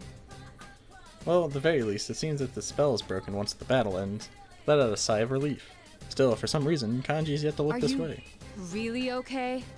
I was told that the others lost contact with you, so how did you come to be here? How? Well, it was a change of pace? You came into the TV for a change of pace? Did something happen? I'm willing to listen if you'd like to talk about it. Something to talk about. I mean, wait, not that I don't talk to you. But, like, it's not that I do want to. Oh boy, here we go. That I don't want to. Anyways, there's just sometimes a man wants to go inside a TV by himself. You fell in. I'm not sure I follow. Off my back, will you? I didn't come in here because I like it. Actually, no. That is why I came. Because I like this place. When Kanji turns around, his face is red, but with anger or something else. I just don't understand why you're being so loud about it and blushing so fiercely. I wasn't blushing. Besides, it was all your fault. You're the one that was, well, being all, you know. Me? What are you talking about? You want me to come out and say it? Jeez. I thought you'd gone crazy because of that. Me? Crazy? You were the one who was acting oddly, calling me Naoto and whatnot. Naoto? Why would I call you that? Wait a second. Acting strangely. I saw Kanji as if he's gone mad, and he saw me as the same. And yet both of us claimed that we hadn't gone crazy. I get it now. That's why you called me the usual Naoto. Of course. An illusion. Huh? I believe we were both under the illusion that the other had lost their mind. That's why neither of us remembers saying what the other heard. Illusions, huh? There goes the It blush. must be a scheme to make friends fight each other. Kanji has to listen. But if that's the case... It's not as simple as the person I have to fight being crazy. You and Kanji both said things that dig deep into my personal problems.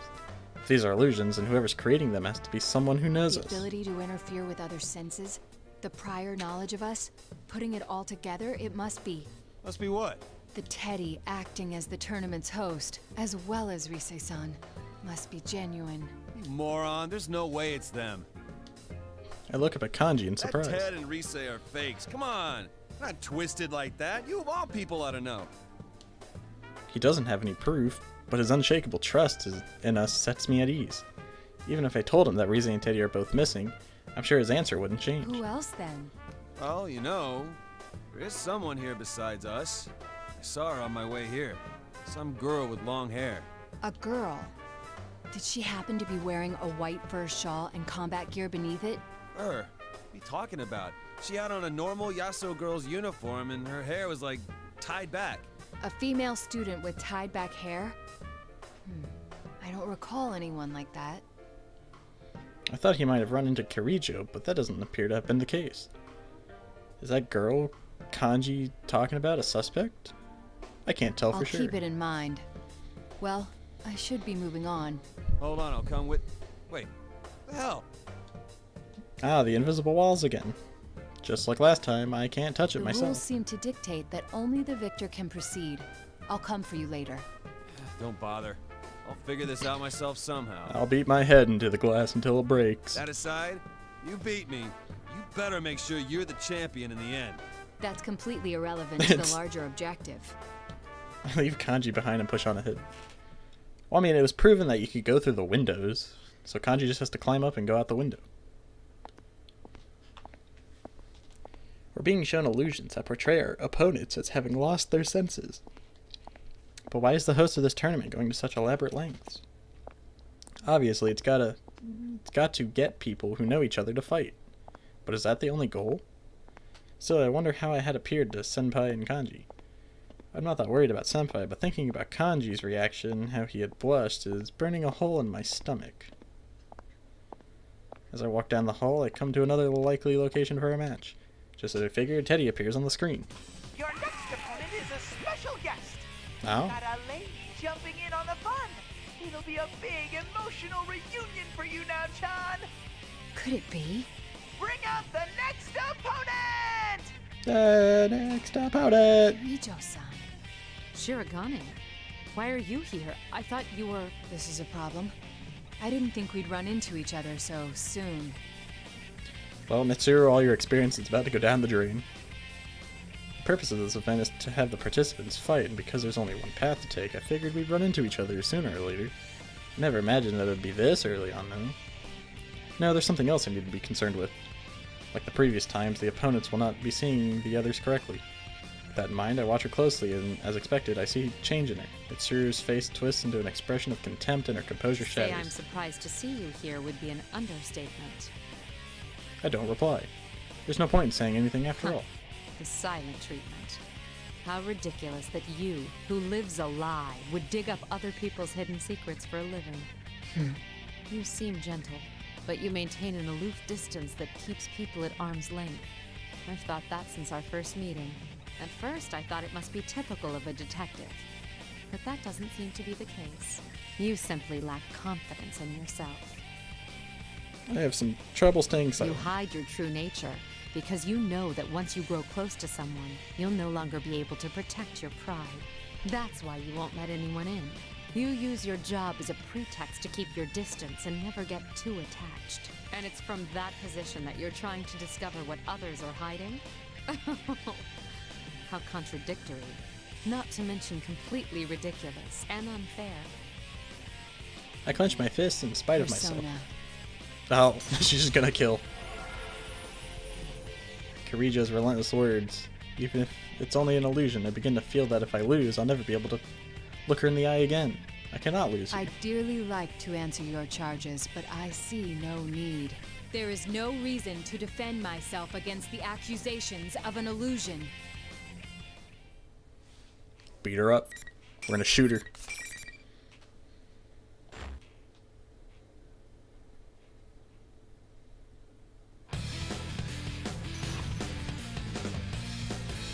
Mitsuru's not that much older than Naoto. Interesting. Finally.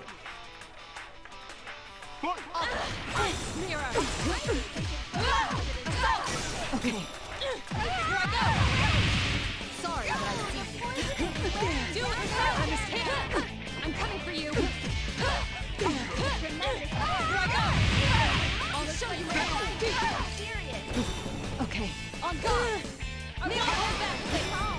Showtime! Alright, time to shoot you too. Good job, idiot. Farewell.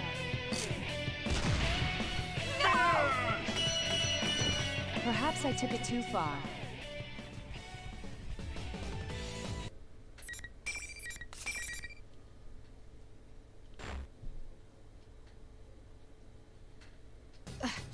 You're stronger than you look. It seems you're a skilled fighter. Yeah, so much for your experience, And a persona Mitsuru. user as well, huh? With that, Kirijo stands I'd up. like to clear something up. Before our battle, I may have said or done some things that seemed disrespectful, but I understand. We were shown illusions to goad us into fighting each other. so you already knew. You are a credit to the Shirogane name. Ah, yes, the In Shiro that Spaghetti case, name. Well, I'm willing to forget all the things you said about my body. That's... Wait, what? Her body? What did the illusionary me say? Though, if you're a persona user, that gives weight to two of my theories.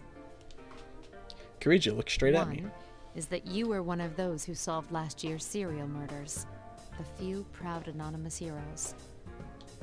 I shrugged, and then I braced myself for the other shoe to drop. I know what she's about to The say. other is that you were one of my enemies. You were an observer at the hijacking, which means a persona user was sent specifically, yet you hid that from me. Somehow I doubt you were there just to watch over the cargo. If my suspicions aren't off base, then there's something I must say. Oh boy. In all honesty, I feel like I have no defense for what's going to happen next. I begin trying to find a way to make it through this conversation without running whatever goodwill I may still have with her. But Kirijo's next words take me completely by surprise. Shirogane, can I ask for your cooperation once again? What? You know more about this world than I do, and since I lost our match, I will be unable to move on from here. Wait a moment. I thought you distrusted me. Even if I did, is continuing to oppose each other the wisest course of action? I have no words. Killjoy smiles as she watches me. Her proposal completely surprised me. My surprise must have confirmed what she was thinking about me. She knew that I'm not the type of person who would become her enemy under normal circumstances. That is why she smiled. I am no match for her. She's on a completely different level than I am. It's not a matter of social rank, she simply has the type of personality that makes people want to follow her. Killjoy doesn't wait for me to answer and continues. As you have guessed, we are here in pursuit of the stolen cargo. Upon investigation, we figured out that it contained the 5th generation anti-shadow suppression weapon, Labris. She was a machine, developed as one of a series of test models. They were intended to receive personas in order to combat shadows. Isn't a persona the manifestation of one's strength of heart? How could a machine be capable of using a persona? Be careful, Naoto. I guess is running around. You're right to ask that. Labris has a mind of her own. We don't know what she looks like, but it's probably very close to human. A humanoid machine. I did see something fitting that description before I came through the TV world. So that was a weapon developed by the Killjoy group. A humanoid robot, one with a heart. At that. This is the fruits of the Killjoy technology, created from the research of shadows. I cannot help but be surprised. However, if the culprits were specifically after this Labris weapon, there is a high probability that it has been removed from its case and is mobile. But I can't fathom how that would benefit the thieves. There is one thing I can deduce, though. Around the time of the robbery, we began to see activity in this world as well. I doubt this is a coincidence. I feel sure that your Labris is connected to this ridiculous tournament. I agree. Before I know what I'm doing, I reach out to shake hands with I accept your earlier proposal. And I think I'd best hurry. Thank you. And I'm sorry. Your friends must be facing their own troubles. It's possible that they've met Labris without knowing it, too. They'll be all right, I'm sure. The record showed that Labris had some unknown experimental equipment. We don't know what she's capable of. Don't take her lightly. Oh, no. That isn't what I meant. She has a heart, yes? Then fighting her isn't our only option. She can be saved. I'm sure the others will reach the same conclusion. We're not down for murder. You know, we saved people who were getting murdered. When I say that, I can see a smile on her face. I can tell she believes in her friends as well. Yes, I meant to ask. Have you been able to contact your friends? I shake my head. 2 of them have analysis-capable personas, but both of them have gone missing. I actually have a few powers in that area myself. Can you tell me what these friends of yours look like? I give her as detailed descriptions of Rize and Teddy as I can. A bear costume and a girl. Are they... Yes. They're the ones acting as hosts for this tournament. But they're not usually like this. I see. Well, anyway, knowing that will make searching for them easier. Let me see. Mitsuru's like, the Rize? Killjoy focuses and closes her eyes. Her power must allow her to see an image as she searches. May be only a few powers, but it's still quite amazing. I'm getting a match some ways from here. It's not moving either. Aha! I found her. Can you hear me? Huh? Who is this? That voice. My name is Mitsuru Killjoy. All the Persona 3 music. I'm one of your friends, Shirogane. Killjoy looks at me and nods. She is communicating to me so that Rize can hear my voice as well. Rize-san! Naoto-kun, is it really you? Yes, though I could ask the same of you, Rize-san. I'm so glad. This weird fake Teddy kidnapped me and then everyone was fighting each other and... So Rize's voice in the PA system was a fake.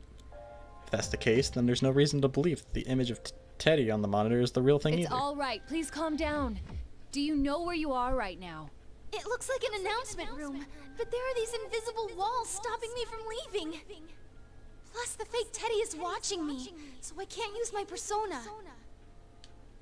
I don't know who that fake Teddy is, but it seems that Rize and the real Teddy were kidnapped to deprive us of a means of communication. In other words, to keep us fooled while we're in this world. Then again, that explains nothing about whatever objective could be gained by doing this to us. How does Labris' existence tie into this? Thanks. Killjoy-san, right? Wait, Killjoy? I know that name. That's not important now. I heard it back in Tatsumi Port Island. Are you a persona user too? Yes, but we can discuss that later. I sense a shadow-like presence very close to your position. Are you all right? The only thing near here is the fake Teddy. Wait, is that what you're talking about? So it's a shadow. I was hesitant to make a decision. Killjoy does not know Teddy. Of course, she wouldn't know his origins. Even if the General was the real Teddy, she would probably think of him as a shadow if she didn't know better. But if the General is merely something else, that's taking on his appearance, it leads to a completely different conclusion. That is, it's a shadow from a normal human who doesn't have any tolerance for this world. But if that's the case, then why is the shadow mimicking Teddy? I don't have enough pieces to begin solving this puzzle yet. While I'm in the process of thinking things through, Killjoy speaks up. Shirogane, you need to hurry on. I'll try to maintain communication as best I can and keep you in the loop. All right then, I'm off. Stay safe. I nod back to her and start running. Onward. To the announcement room where Rize is being held.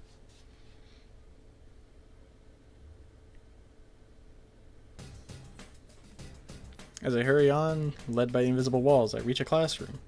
I'll be forced into another fight here too, no doubt. Looks like you're chugging right along. And now You're another chug-jugging. special guest for you. Another special Gloves guest. may be off putting you up against this one, so I want to see your best Is it moves out there Akihiko? now, Chan. Now, bring out the next opponent! Yeah. I see a silhouette framed in the spotlight. It's... well, how could I forget that? Oh, I know how this conversation's gonna go. You're Akihiko Sanada, as I recall. Interesting. I've been gone for a while, and here I meet a stranger who knows who I am. You're a member of Mitsuru Kirijo's organization. Her friend, actually, no? Oh, I see. So it's really Mitsuru you're interested in, ace detective. His words caused me to tense up. He just called me Ace Detective. Perhaps that was just a guess from my family name, Shirogane, but he could know that I'm spying on them for the police. I carefully search his eyes for anything that might tell me how much he knows. He looks me over from head to toe, and immediately sneers mockingly. Jeez, look at you. You have the physique of a 12-year-old. What? A detective needs a strong body more than a strong brain. All-night research sessions, long stakeouts. You need stamina for that. This is the one conversation from this game I Look at know. those twiggy arms and legs of yours. You've got an overdeveloped chest, but from the looks of it, I'd say it's all fat and no muscle. Seriously. What? What is wrong with him? That's the part of my self-image I'm not sensitive, or I'm most sensitive about. Let me teach you the secret to bodybuilding. First thing, protein. Second thing, protein. Third, fourth, and fifth, more protein. Don't you think that's rather unbalanced? Sanada flexes his muscles like a bodybuilder. And finally, you gotta spar. 1, 2, ha! He said sparring, but that punch was meant to do serious damage. This is absurd. However, putting his unhinged talk aside, his skills as a fighter isn't something I should take lightly. Shoot, I can't dodge them at all. Stop it, Akihiko! Mitsuru? Sanada stops suddenly as a familiar voice echoes through the room. You're under the effects of an illusion. Shirogane has done nothing. Do not attack. What do you mean? He's the one who attacked me all of a sudden. I attacked. Suddenly I remember. That's right, this is an illusion. I've never met Sanada before, so I don't know what his usual self is supposed to be. On top of that, I allowed the first thing he said to get under my skin. How stupid of me. I let myself get swept up in a situation and failed to realize what was really From happening. my perspective, it was you who dealt the first blow. We were both being shown an illusion to make us fight each other. Shirogane is an excellent detective and a persona user. I told him everything. He's agreed to cooperate with us. They still think Naoto's a dude. He was originally on the scene as a police observer in this case, so They we've don't know. already met. Killjoy and I explained to Sanada what has been happening up until now. It's a relief to learn that despite his appearance, he's actually quite a reasonable man and quick to pick up on That things. noise-like phenomenon that fogs your senses is already gone. You should be able to communicate normally now.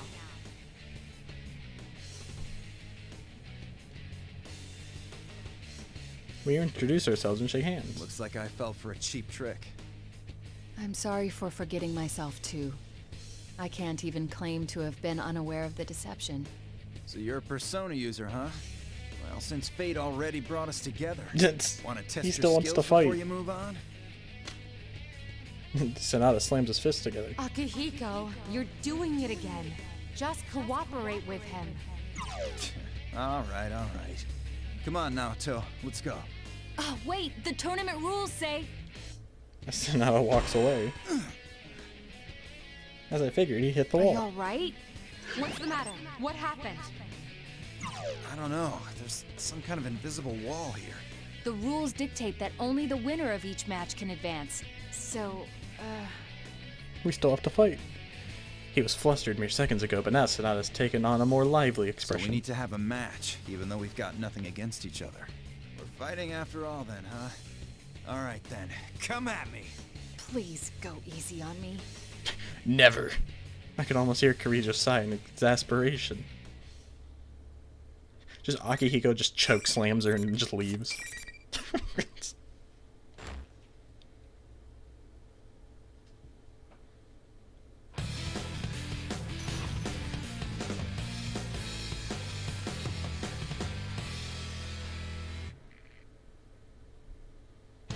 Final.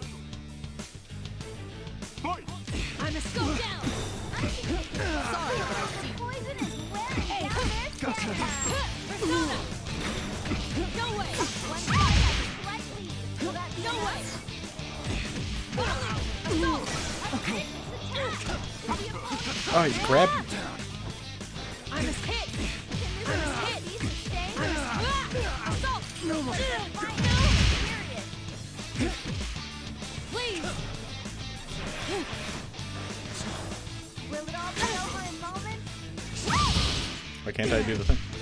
Persona, they go for the kill? Do the thing. Ooh, the back Persona! It's not doing the finish. Do it! Are they out of their league in this battle? Alright, I'll just kill him then. Assault! Now is the time! Shield! Sorry, but I see you. Gotcha. Go down! The battle is Persona!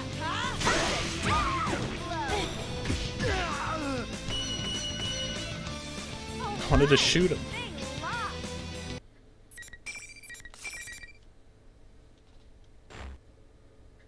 Imagine fighting a bear and then losing to Naoto. That was a great bout.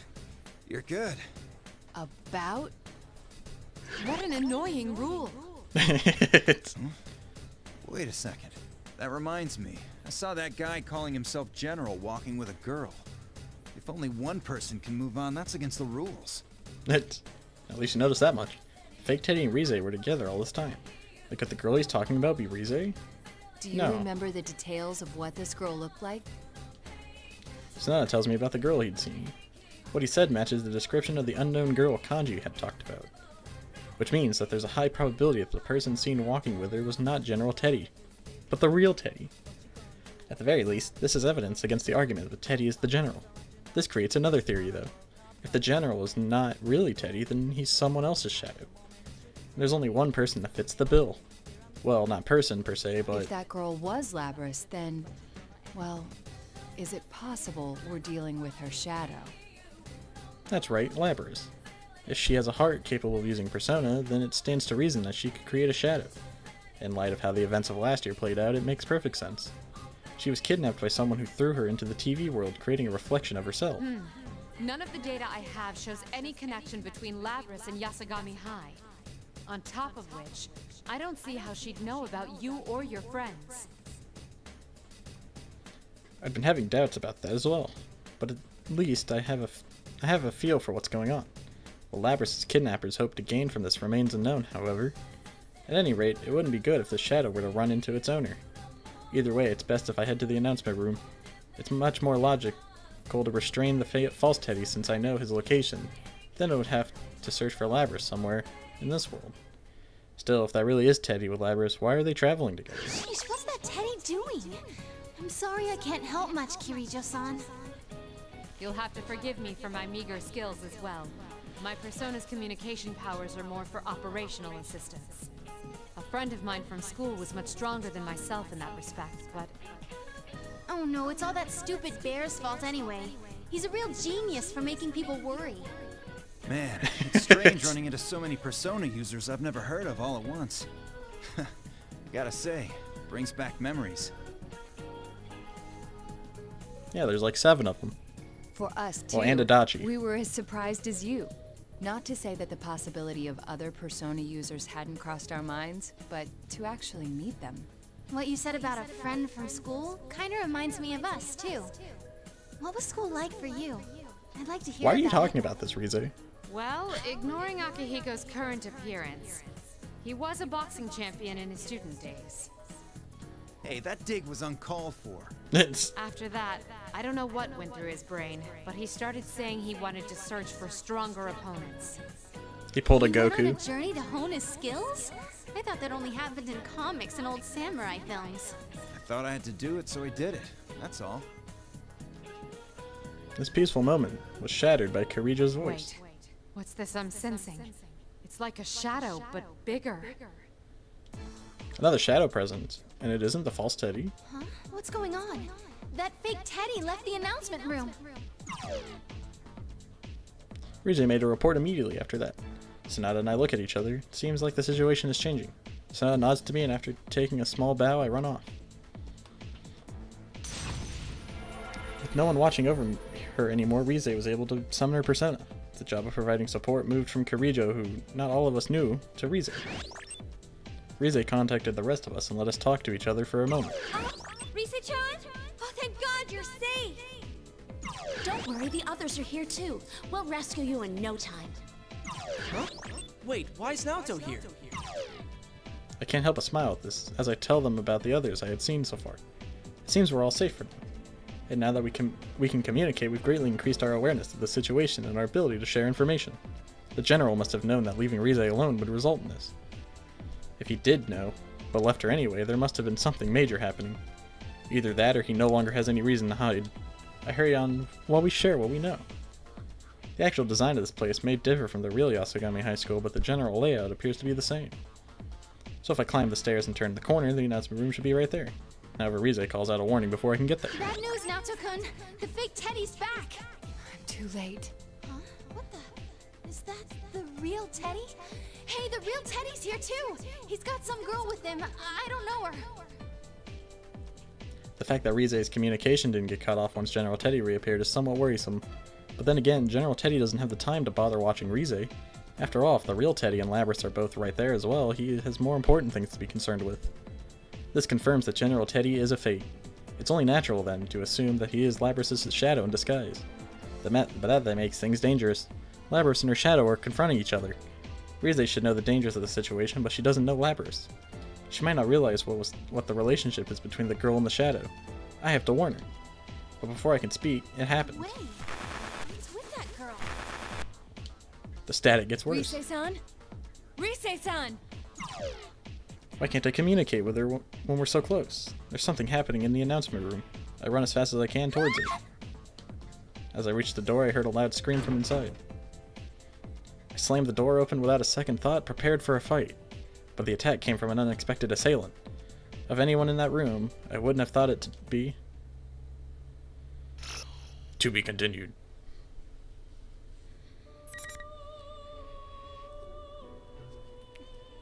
Dang, it was getting cool. I actually enjoyed Naoto's a lot.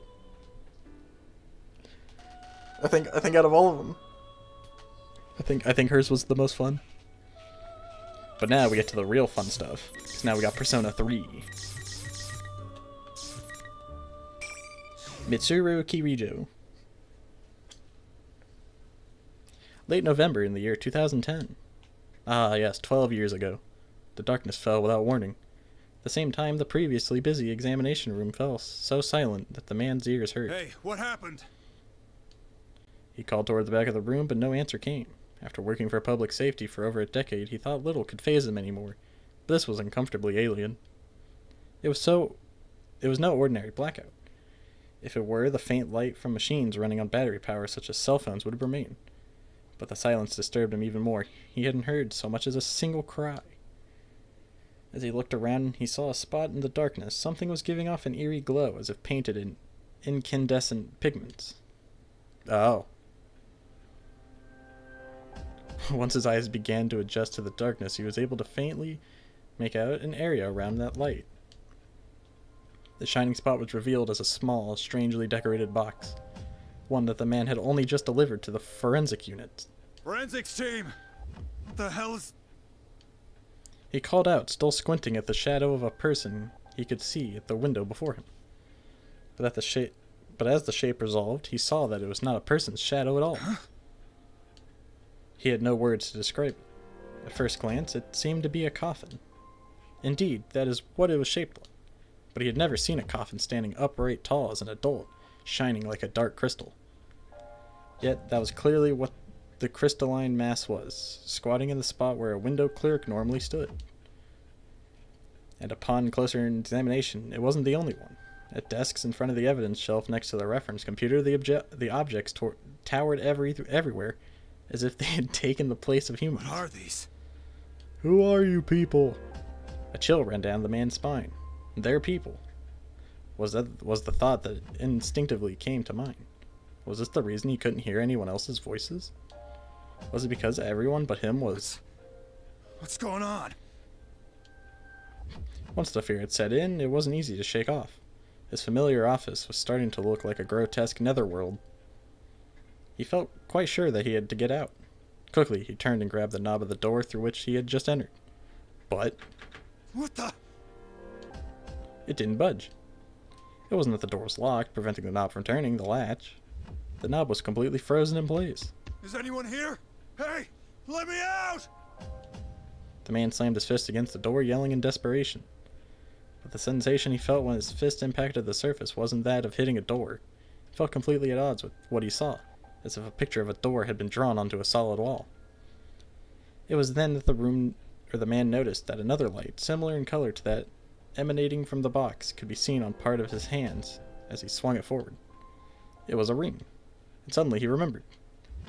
When he brought in the small box, he found several bizarre ring-shaped objects within it. While handing it over to forensics, he suspected that they might be rings. To check the theory, he put one on. And now that ring was emanating the same eerie glow as the box. Though he still had no idea what was going on, it was immediately apparent that it was directly related to the current situation.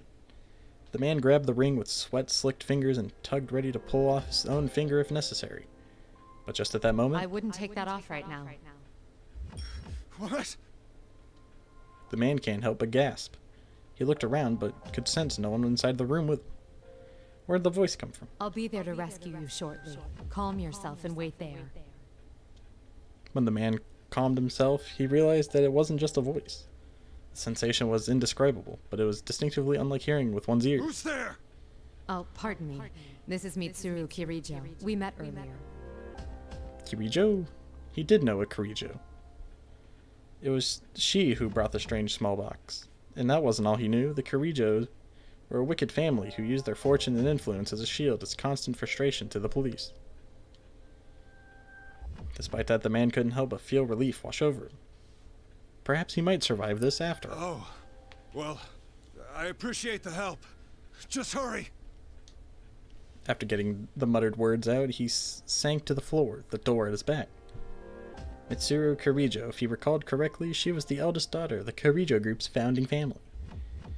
He noted that her voice had been far calmer than his, despite the situation they were both in. He sensed a measure of trustworthiness from her, and to think it had been merely an hour ago that he was asking himself why such a young girl had been chosen as the head of the Kirijo group at all.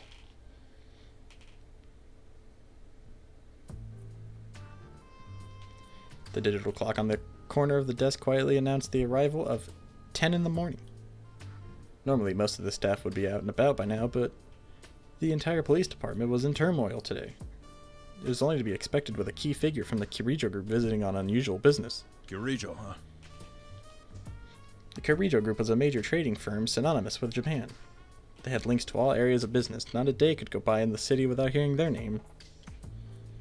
The clock that had struck 10 bore the logo of the Kirijo Electronics, and KJ was the carriers for the cell phone provided to every member of the force. A few days ago, this same Kirijo group had made a seemingly insane proposal. The document was hundreds of pages, but a brief summary would read, "We wish to collaborate with the police on an unofficial department for eliminating monsters." Well, it does happen from time to time. Famous businessmen end up advocating cultish nonsense in pursuit of their ambitions. Upon consideration, it was decided that the Kirijo group should be invited in to give their pitch. Of course, there was no intention of spending tax money on the outlandish proposal. The police's interest in humoring the Killjoy group lay elsewhere. The Killjoy group had offered an incentive whereby if the police agreed to the meeting, they would provide a detailed list of ergonomic research labs artifacts as well as actual samples. It was this that drove the officials' decision, for there had been dark rumors banded about the Killjoy group over the last 10 years. While still a family-run business, some said that the old man Koetsu Killjoy had delved into paranormal research and was performing inhuman experiments. The police collected enough evidence to test the rumor and had prepared many times to force an investigation, but every time the investigation came to nothing due to the group exerting hidden pressure, frustrating those working in the case to no end. The investigation's prime target was the infamous Ergo Research, the Killjoy Ergonomics Research Lab. Exposing the Killjoy group's dark side had been a dream of public safeties for 10 years now. And now Killjoy seemed willing to hand over Ergo Research's tightly guarded secrets on a silver platter. No one knew the research for the sudden about-face, but neither did anyone think of turning them down. They agreed to the summit not to hear out whatever proposal Killjoy was offering, but as a stepping stone toward unearthing their past crimes. Time passed, and the agreed upon time in the afternoon came. The man was tasked with watching over and bringing the artifacts from the Killjoy group. Though he would not speak with guests, the police's plans afforded him a major responsibility, one that gave him something like leading a role. Elden Ring? Nice. It's all cars. It wasn't long before the Killjoy car arrived in the underground Port Kosher. The staff there to receive the guests only shrugged at a long black limousine that would have turned heads on the main roads. One of the youngest recruits looked towards the man and asked a question. Chief, what's with that car? But that was the least of the surprises in store. When the Killjoy group representative stepped out of the limousine, she was revealed to be a beautiful young woman, no older than a university student. Not only that, but she had attendants dressed in what could only be described as maid uniforms. All of them were young women, roughly her age. The scene mesmerized the various dignitaries present to greet her. Thank you very much for this opportunity. I am Mitsuru Killjoy, a lot of representing the reading in this Killjoy one. group. It's nice to meet you. Her brisk greeting radiated poise. From there, she shook hands with the assembled dignitaries in a manner that showed she was no stranger to social gatherings. She's the company rep? Really? The young recruit, who was sneaking looks out of the corner of his eye, muttered in spite of Their himself. proposal said the rep who's coming today would be the leader of this new unit, but I thought it was supposed to be some hardcore armed response team, and she's leading it? Well, I guess it's better than some meathead. Shut up and hold your position. But in truth, the man felt the same way. Certainly, this monster extermination unit would never be incorporated, but even if it were, he was sure this wisp of a girl could never do such a work. Eventually, the dignitaries entered the agency along with Miss Killjoy. All of them wore lopsided smiles due to the young beauty's unexpected appearance, but that would do for now. The dignitaries were only there to receive her. Their true objective was loaded in the truck parked behind the limousine. The documents and artifacts of Ergo Research. Right. Start bringing them in. Roger, sir. Roger, roger. At the man's signal, his trained subordinates surrounded the Killjoy truck. They formed a line, smoothly passing boxes from man to man into the building. The artifacts were of various sizes, with even a few that came in oversized metallic containers for aerial transport. The Killjoy group had warned them not to handle these things carelessly until explanations were forthcoming. But in truth, the department was already prepared to begin a forensics investigation of the objects, and even send them to the lab. Are you sure it's okay for us to open these?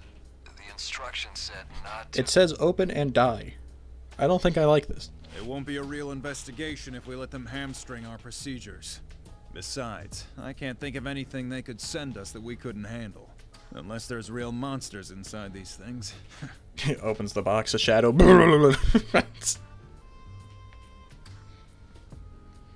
The artifacts were brought in silence. The operation only lasted about 15 minutes. The man himself received the last item about the size of a jewelry box and checked the truck to make sure nothing went overlooked before closing it up. That done, he turned and walked quickly towards the forensics room. Try though he might to maintain his composure, he couldn't contain the excitement he felt. For 10 years, the darkness of the Killjoy group had been a frustrating legend like mist between the department's fingers. Their chance to investigate and expose them was here at last. If even the slightest evidence matched the DNA of those who had gone missing or the victims of the unsolved cases, victory would be theirs. The man tried to tamp down his exhilaration and took another look at the small box he held. There was no upper lid on the box. A pedestal-like protrusion at its center had held a number of small, circular trinkets. Their usage was completely unknown. What kind of research produced these? Just as the man was about to hand the box to the window clerk, he saw a wedding ring in the clerk's finger, and came to the realization. Are these rings? Why are we going with this guy? We're not sure yet. I think this is just giving us an example of how this guy knows about all the shadows and personas. The man put on some protective latex gloves and tried one of the objects on. After looking at it from every angle, its color and shape seemed to be nothing but ordinary. If it was meant to be jewelry, it wasn't very attractive. The man couldn't picture scientists in a lab coat slaving away in a lab to create rings like this. The moment that unlikely possibility came to mind, the man felt somewhat embarrassed by his ignorance of fashion and accessories. But as soon as he reached for the small box to put the ring back inside, darkness suddenly fell. Please step away from the door. It's the midnight hour. Or the dark hour. I forget which. The voice echoing the man's mind brought him back to reality. He took a few steps away from the door as directed and stood ready. Step away from the door. The more he thought about it, the stranger the order seemed. How did she know he was so close to the door when he wasn't in the room? Suddenly, a chill filled the area. In mere seconds, the entire door was coated in white. Where'd this ice come from? It had frosted over. The man couldn't believe his eyes, but the evidence was there in front of him. He could hear a slight knocking sound, followed by a crack forming in the center. The door buckled under its own weight and crumbled with a sound that was like building blocks being pushed over. Standing just past it was the Killjoy woman. She walked over to the man with exquisite nonchalance. At her side was one of the maids she brought. Are you all right? Yeah. We did give you fair warning, but it seems to have gone unheeded. The man looked towards the ring shining on his finger. Then this happened because we touched that box? What is this thing? That ring gives its bearer an unstable form of pseudo-potential and allows anyone to Pseudo-potential. experience the dark hour. Anyone to experience the dark hour. Okay, it is the dark hour. The box itself seems to be a failed recreation of the dark hour. The effect radius is small, and it malfunctions when improperly handled. Oh, okay, so this isn't the dark hour. It's just a makeshift dark hour. The dark hour. He remembered the phrase coming up in documents the Killjoy group had sent. If he recalled correctly, it was defined as a hidden time unable to be experienced by normal people, a time where everything stood still. According to the documents, it seemed to have occurred every night at midnight for about 10 years until spring 2010, as if it was forcing its way into normal time. Before now, it seemed like a pure fantasy, but could the silent darkness be the very same thing? So you're saying those stories in that document are all true. That occult-sounding stuff was actually for real? At that moment, a voice suddenly echoed from beyond the hallway past the broken door. Who's there? The man reflectively called out in alarm, realizing that the fear had not yet died down. What emerged from darkness was the young recruit who greeted the guests earlier and had been helping with bringing in the artifacts. He was staggering as if severely drunk. Chief! Hey, are you alright? The man started to rush to his side. The Killjoy woman silently stopped him. She stood between the two as if protecting the man. He's my... Before he could finish, a surprising change overtook the recruit. He's going to become a shadow.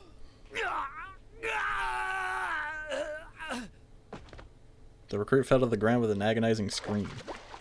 Black tar-like substance began flowing from his every orifice. What? The ooze spread unnaturally across the ground and cohered into a glob. It rose up like a beast raising its head, and what looked like claws began to form. Its appearance showed clear signs that it possessed some malevolent will. No, that's not the shadows I know. What the heck? The man thought again about the Killjoy group's initial proposal. We wish to collaborate with the police on an unofficial department for eliminating monsters. Without a doubt, this was what they were referring to. And the name that came up again and again was... This is a shadow. That it is. It's a monster that dwells in every person's heart. They usually can't manifest themselves this way, but it's quite common to see it happen during the dark hour. So the research to make this happen artificially. That's what Killjoy has been experimenting with. That did seem to be the extent of it. At the start. At the start? The man couldn't prevent himself from shuddering, imagining the implications of her statement. Now it's become a dog. With the second roar, the half-liquefied shadow suddenly took the form of some fell beast. But where the face should have been was nothing but a mask, giving it a bizarre appearance of the two creatures stitched together. The young woman, for her part, seemed not in the least perturbed. Kikuno, my things, please. The maid stooped to reach something. The man wasn't sure where she had been carrying it, but she placed a sword in her master's hand. The blade was specially shaped, similar in design to a fencing saber. You're going to fight it? Stay back. This will all be over soon. At that moment, as if understanding their conversation, the shadow squared itself and leapt toward the young woman. Its speed matched its beastly appearance. In the darkness of the room, the man found it difficult, simply keeping his eye on it. The young woman did not move. Her sword remained lowered in the face of the shadow's advance. Of course, though the man, an amateur like her, could never react in time. However... Artemisia! At a word from the young woman, some unseen force slammed the shadow against the wall. The man momentarily doubted his own eyes, for it hadn't been the woman who repelled the monster, but a silhouette that suddenly appeared behind her. It looked as though the being enveloped in sublime light, contrasting to Shadow's dark glow, was a woman wearing a majestic dress. The silhouette held up a hand toward the grounded Shadow. Once again, the man felt freezing air fill the room, and with that, the Shadow stopped moving. Frost crystallized all over it, turning it into an ice sculpture within seconds. Only then did the young woman swing the sword in her hand. Huh. A white gleam arced through the air. Upon impact, the frozen enemy shattered like it had been crystallized, sugar rather than ice. The victory was so one-sided that the man hesitated to call it a battle. Are you all right? The young woman turned towards the man. The sound of her boots hitting the floor gave him the jarring realization that she hadn't moved a single step during the fray. Seeing that he was at a loss for words, she gave him a gentle smile. It was all too much for the man. He actually felt relieved to be protected by this small woman. One thing was obvious. She had been through countless battles much like this one, like the one he just witnessed. Your fallen employee's life is in no danger, but he'll be very weak. Make sure he gets to a hospital. Should I make the arrangements? No, I should at least handle that. It is a public Man, security. they really laid the reading on this one.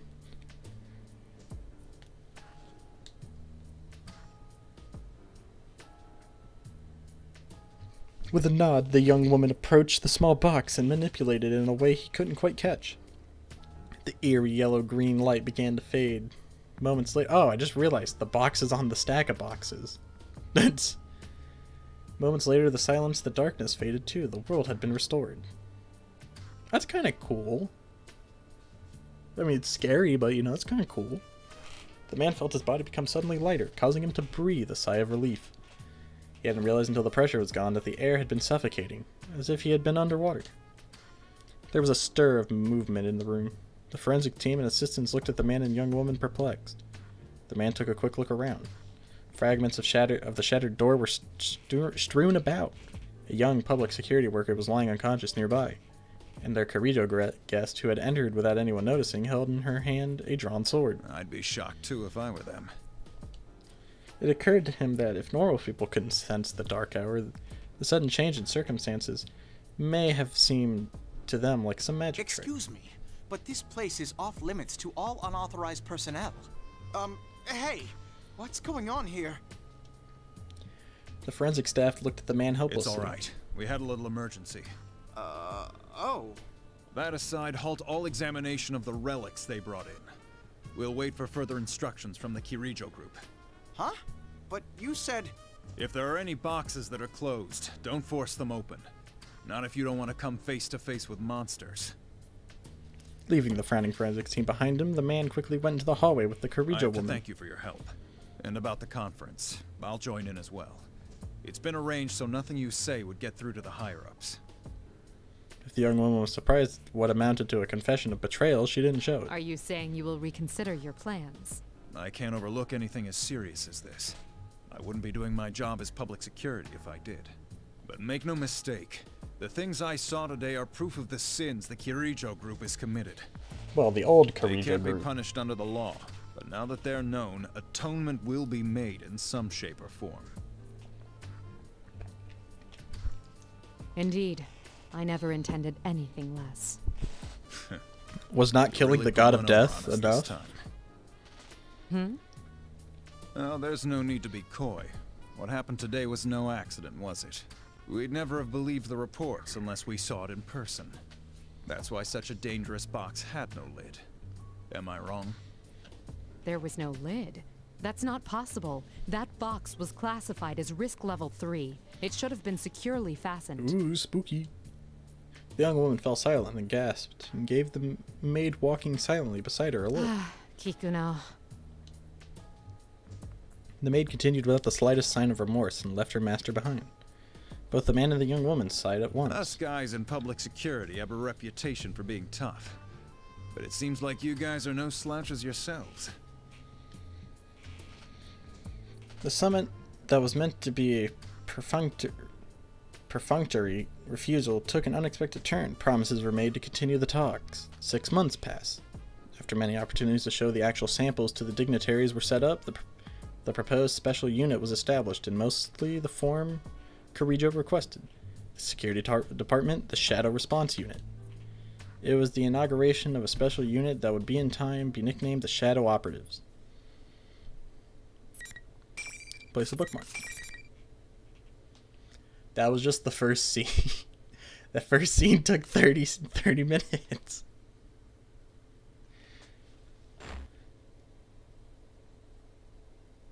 Well, roughly 30 minutes.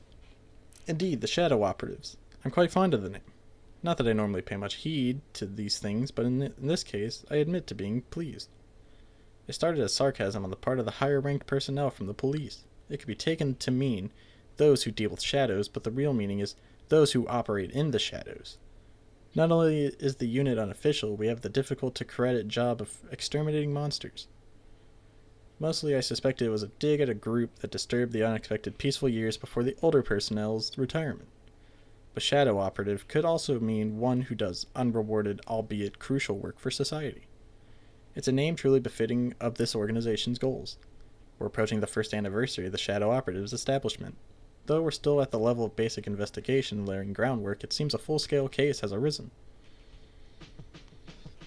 Fighting is not our first option, but I'd be more reassured with you there.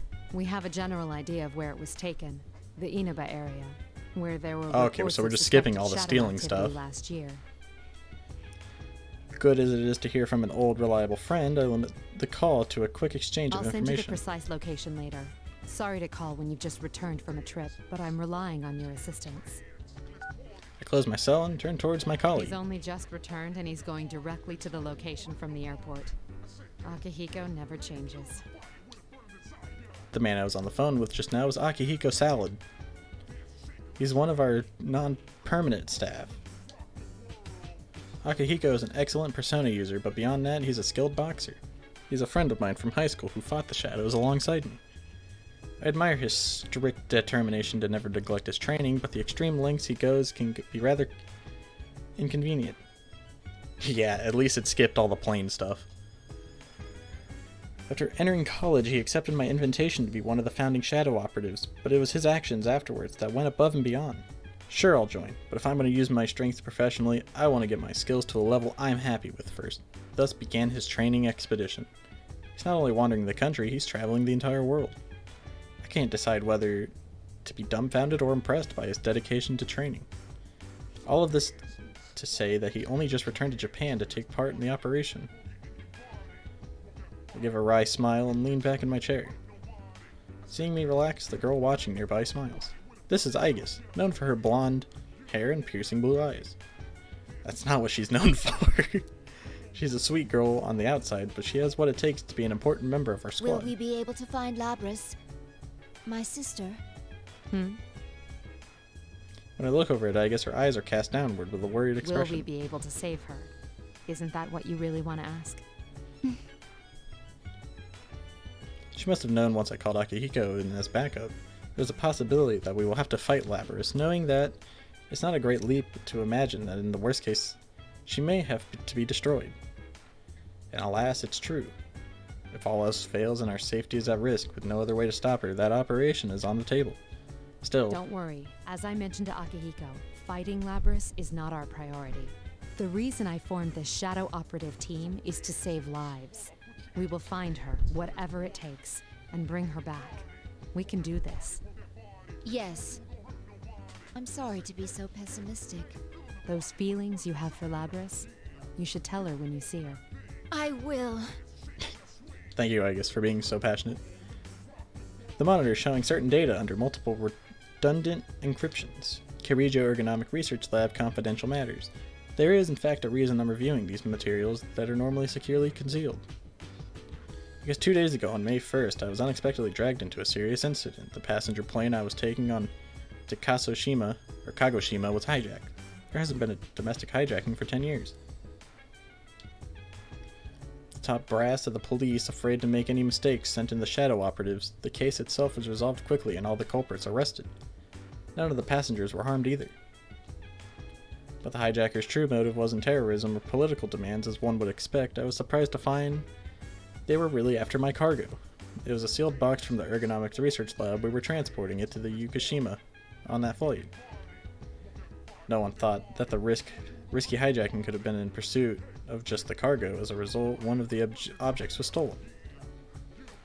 The arrested suspects are all in police custody, but none of them have any memory of carrying out the crime. Someone was pulling their strings and very probably using uncommon methods. Considering that Puppet Master was targeting shadow-related cargo, I doubt they'll be easy to deal with. As for what was stolen, I just mentioned its name a moment ago. The 5th generation anti-shadow suppression weapon, Labris, is an older model from 2 generations ago. Since shadow-related ergo research documents were lost in an accident, we know little about Labris. She is an android, most likely a female version, just like Aigis. But instead of a weapons loadout, she seems to have been fitted with some kind of experimental equipment. That's all we know.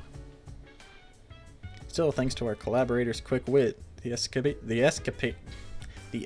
vehicle was traced with the N system. It wasn't easy, but we managed to pinpoint its location. It was headed for the city of Inaba, where there may have been shadow activity last year. Once the preparations to depart are complete, I'll head there myself. My mind wanders a bit. Though I was unaware of them, the shadow of the sins committed in the Killjoy name is still so painful, 10 years on, that I sometimes want to avert my eyes. But now is not the time to be bound by the past. Now is the time to act. I suddenly notice that Aigis has been staring at me weirdly. I give her a smile and stand up decisively. What we got next? Alright, we're just going. We're pulling up to the Yasu Inaba, the central town of Inaba. Though it's the central town, the main streets seem nearly deserted, and there's virtually no activity to be seen through the car window. It was confirmed that the vehicle transporting Labris was abandoned here. So our first move would be to confirm the situation, or so I thought. I attempt to ignore the rude stares of people trying to get a look inside the car, focusing instead on the scent of my tea. People keep crowding around whenever we park. We've had to move it a number of times already. We didn't get a moment's peace until the car had reached the junkyard on the outskirts of town. As I try to keep from sighing, Aiga speaks up from her seat in front of me. Mitsuru-san, our activities are supposed to be undercover, correct? Should we have not driven the limousine? Yes. For undercover missions, it will be necessary to keep all personnel and vehicles from being noticed. Right. Thank you, Aiga. Mitsuru-san, may I say something that I've been meaning to say for a while now? No. Understood. I guess this poker face is a perfect blank, though I understand what she's getting at. I've actually wanted to say something along those lines to the people around me for a while. Still, it'd be scaling to see it from someone else right now. All I told them was to give us a car with enough space. Our contact has arrived. The man approaching us is someone whose cooperation I specifically requested. His name is Detective Kurosawa. Before I can welcome him, Iga speaks Oh up. my. This was not our designated meeting area, yet he has discovered us. Iga, please. You want to know how I did it? Lately, it feels that whenever Iga wants to voice her opinion to me, she intentionally puts on the robotic act. They mentioned this at the lab, that if Iga still speaks in that stiff, formal manner, either she's getting too human and is developing habits, or she's doing it on purpose. We Honestly. appreciate your cooperation, Detective Kurosawa. Long time no see, miss. And I guess, was it? Indeed. It has been a while. Indeed, I did drive the limousine. Detective Kurosawa was an officer at a police box near the school we attended 3 years ago. He was shunned for cooperating with us and got busted back down to officer, but now that the Shadow Operatives are officially recognized, he's in their good graces again. A man who can be trusted beyond the confines of a situation to solve a case, even going so far as to bend the rules. He's a rare breed. Detective Kurosawa's expression has softened while he makes small talk with Iga, which makes me realize that this may be the first time he's seen Iga in her combat form. I shouldn't make you stand while we talk. Please, get in. Sorry. I haven't seen you in a while, so I had a lot to say. Was he a socialing in 3? He must understand that we are trying to go incognito. So get in the limousine with the robot woman. Though it's kind of him not to point out that our vehicle and attire are completely unsuited to that goal as he enters the limousine. He sits and does not even wait until the doors close before getting to the I point. found out quite a bit regarding the case you had me look into. First, I reviewed the report on the incidents from last year. One of the suspects mentioned the word persona. So what went on here last year? It's probably related, but I wasn't done there. Parts of this guy's testimony were even more Oh, are they talking about outlandish. Adachi? If you can take what's in the record at face value, it seems persona users can enter TVs within the Inaba region. Enter TVs? What does that mean? Just what it sounds like. You physically stick your body into the screen and go inside. He claimed there was another world in the TV, and dropping people inside it was the method behind last year's murders. This all sounds rather absurd. I'm surprised it was included in the police report. I got in touch with the detective in charge at the time and said the same thing. Apparently the report was filed by a young partner of his at the time. He'd entertained the wildest testimonies like this one. He sounds like quite the oddball. Hey, don't make fun of If Adachi. this was what really went on, the police would have had no chance He didn't ask for that. cracking it. But that Detective Dojima is one shrewd guy. Even with all the supernatural hocus-pocus surrounding the case, he caught the culprit. I had asked him to collect information about the serial murders that occurred in Inaba last year. The Shadow Operatives aren't public knowledge, so I thought the local police would be more willing to speak with him, but the results surpassed my expectations. Though it is slightly frustrating to already run up against something I'm powerless to achieve myself. That's all I have for you right now. I should be going. I doubt either of us has time to reminisce over the old days. It's funny, though. I thought the fighting was over, but you guys surprise me every time I see you. Thank you very much, Officer Kurosawa. Why don't we at least see you off? Oh, that's all right. I've got my own car. I doubt my department would appreciate your tastes. If I ever showed up for work in something like this, I'd be the talk of the force until the day I retired. Detective Kurosawa jokes with us before exiting the limousine, waving casually back at us. I had nothing to say to that as I watched him leave, rotating his shoulders to work out some kinks. Iga, though, felt the need to comment. Mitsuru-san, this could be bad. Our sense of social aptitude is in question. Can't deny that. What should we do now? Yes. First, we'll need to test the claim that persona users can enter TVs. We are at a junkyard after all, and I can see a number of consumer electronics that have been discarded illegally.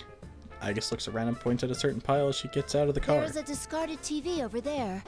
If the environment does not matter, we can use it to test the phenomenon. Wait, I guess. Don't worry. I'm just going to touch it. I'm just going to take a quick stroll inside, Mitsuru. That's not what I was worried about. Agus isn't wearing anything like a disguise, and... No, I'm overthinking this. We've already attracted enough attention. Even if we leave now without doing anything, our pictures could still end up on the internet. Let them gossip about the strange people in funny clothes. It'll become some urban legend. My mind made up, I step outside wearing my special equipment. Once Agus sees that I followed her, she gives a small nod and stretches her hand out towards the screen. Amazing. Where's Akihiko? Her hand, it's inside the screen. But the screen itself seems undamaged. Agus's hand is swallowed up to her wrist as if she's put it into a bucket of water. Interesting. It's exactly as the police report said. What's it like inside? Do you feel anything? Not particularly. No. Wait a moment. It's the same as mine. It's hard to say definitively since this is my first encounter with it, but I believe this reading is from a personality module. Does that mean our retrieval target is inside the TV? Huh. Sounds like fun. Oh, there he is. That voice from above, it sounds very familiar, but all I see in the directions from where it came is a man in an outlandish red cape. He'd be looking like Organization 13, just red. I hesitate for a moment. Could it be? Is that Akihiko? The man leaps from the stacked tower of TVs like an acrobat. You didn't show up at the rendezvous point, so I went looking and found you here. This whole TV thing is pretty interesting. In spite of myself, I bury my face in my palm. Akihiko, what on earth are you wearing? Just what were you doing overseas? Didn't I tell you that I was on a training expedition? Don't tell me you came here from the airport like that. Does the concept of keeping a low profile mean nothing to you? Akihiko, put on a shirt. Mitsuru-san, I believe we have lost the right to complain about that.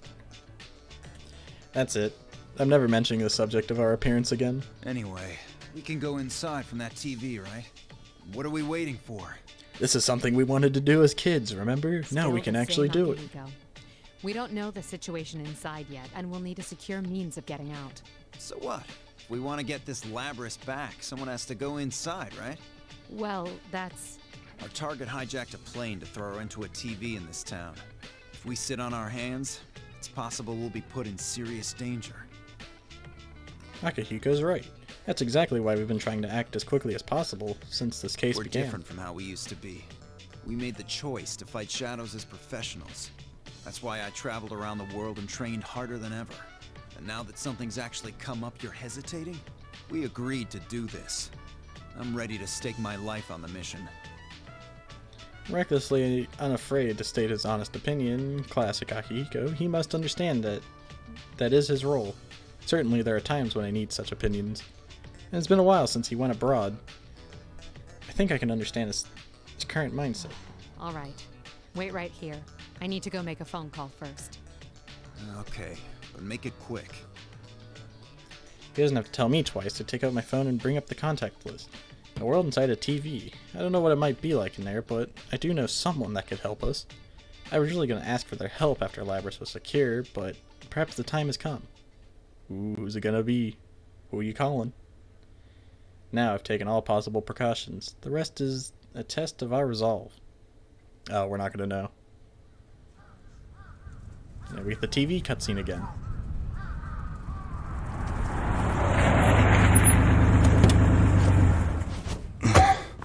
The other members will wait here in the car. Oh, it's so loud. Yeah. If we all barge in and something happens, we'll be devastated.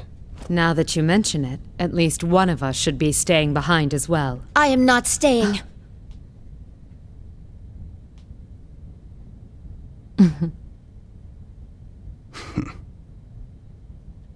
Us three will be plenty. We'll end this in a flash. No problem. The same as always. Although, we have no idea what might be waiting for us on the other side. Don't get careless. Right. Oh, maybe not. Maybe it was just that angle. This situation, it brings back memories.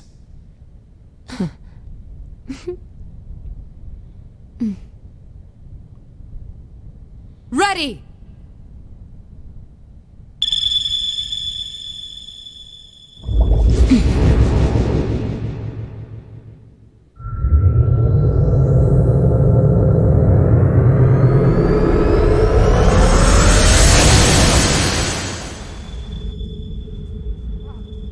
get to see Naoto too.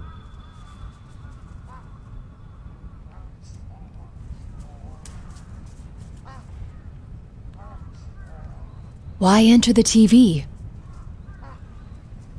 What's going on?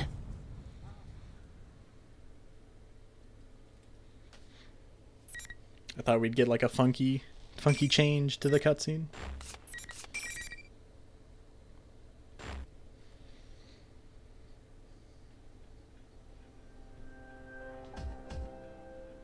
I love the use of the Persona 3 music Where am for the I? Persona 3 characters. Is this inside the TV?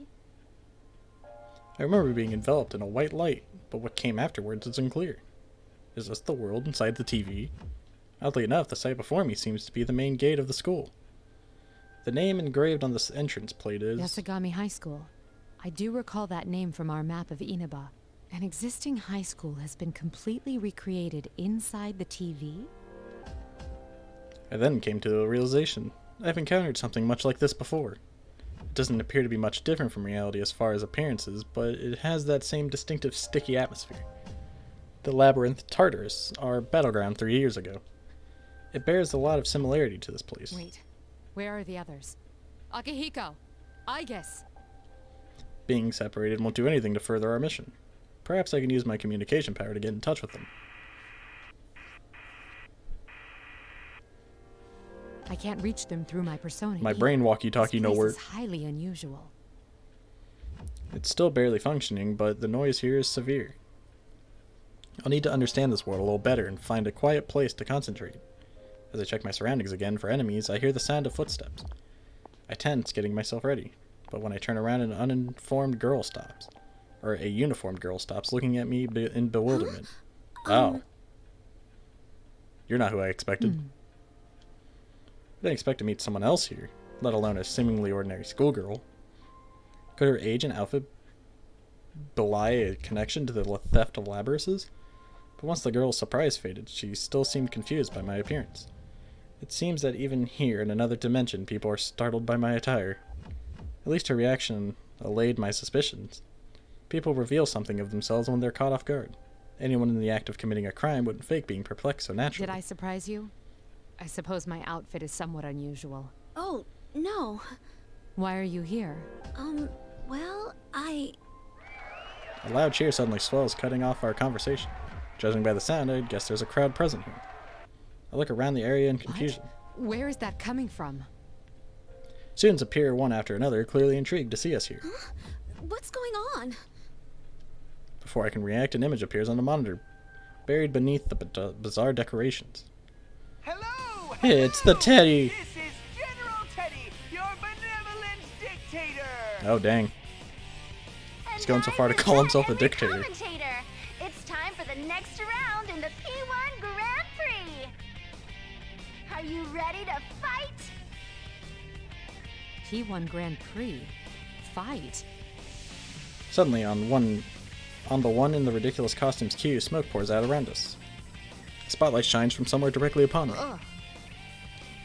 I instinctively raise my arms to shield my eyes from the harsh light. It feels like it's being displayed for an audience. And who do we have for Yuki-chan's opponent this time? Some mysterious woman. Ooh, it's a mysterious, beautiful lady. How unexpected!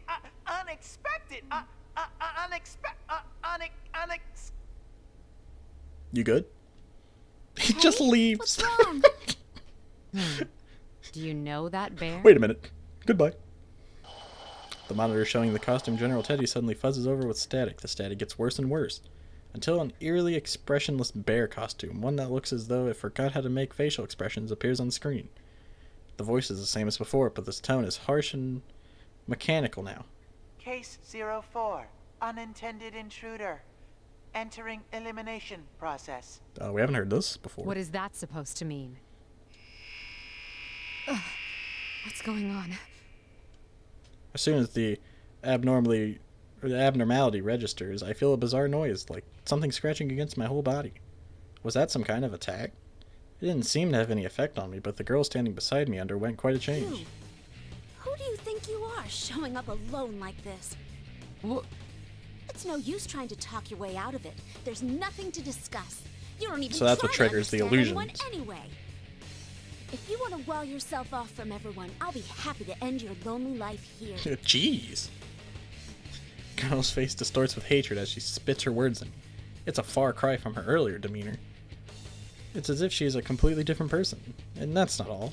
Understandably, she seemed not to know me before, but now she speaks as if she does. What is this? Could it be the effect of the noise I You won't be sensed? so smug for long. Come, Konohana Sakuya. Bird. A persona? The girl spreads the fan in her hand, and with a flash of light, a persona manifests. How careless of me. I should have accounted for this possibility as soon as I saw her here in this We world. won't be settling this peacefully, I see. In which case, I ready my evoker and concentrate. to me, Artemisia.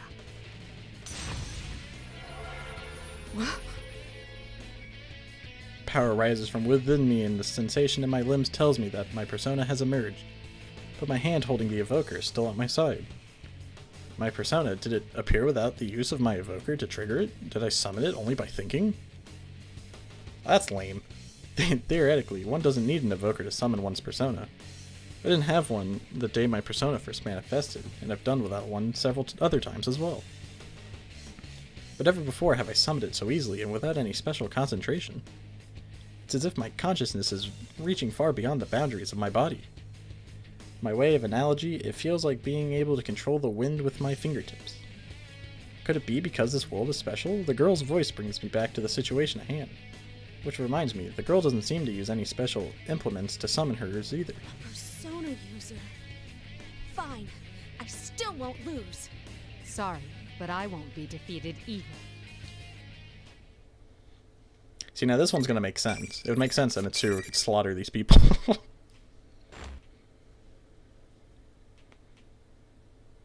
Maybe except you. You could only be the one exception.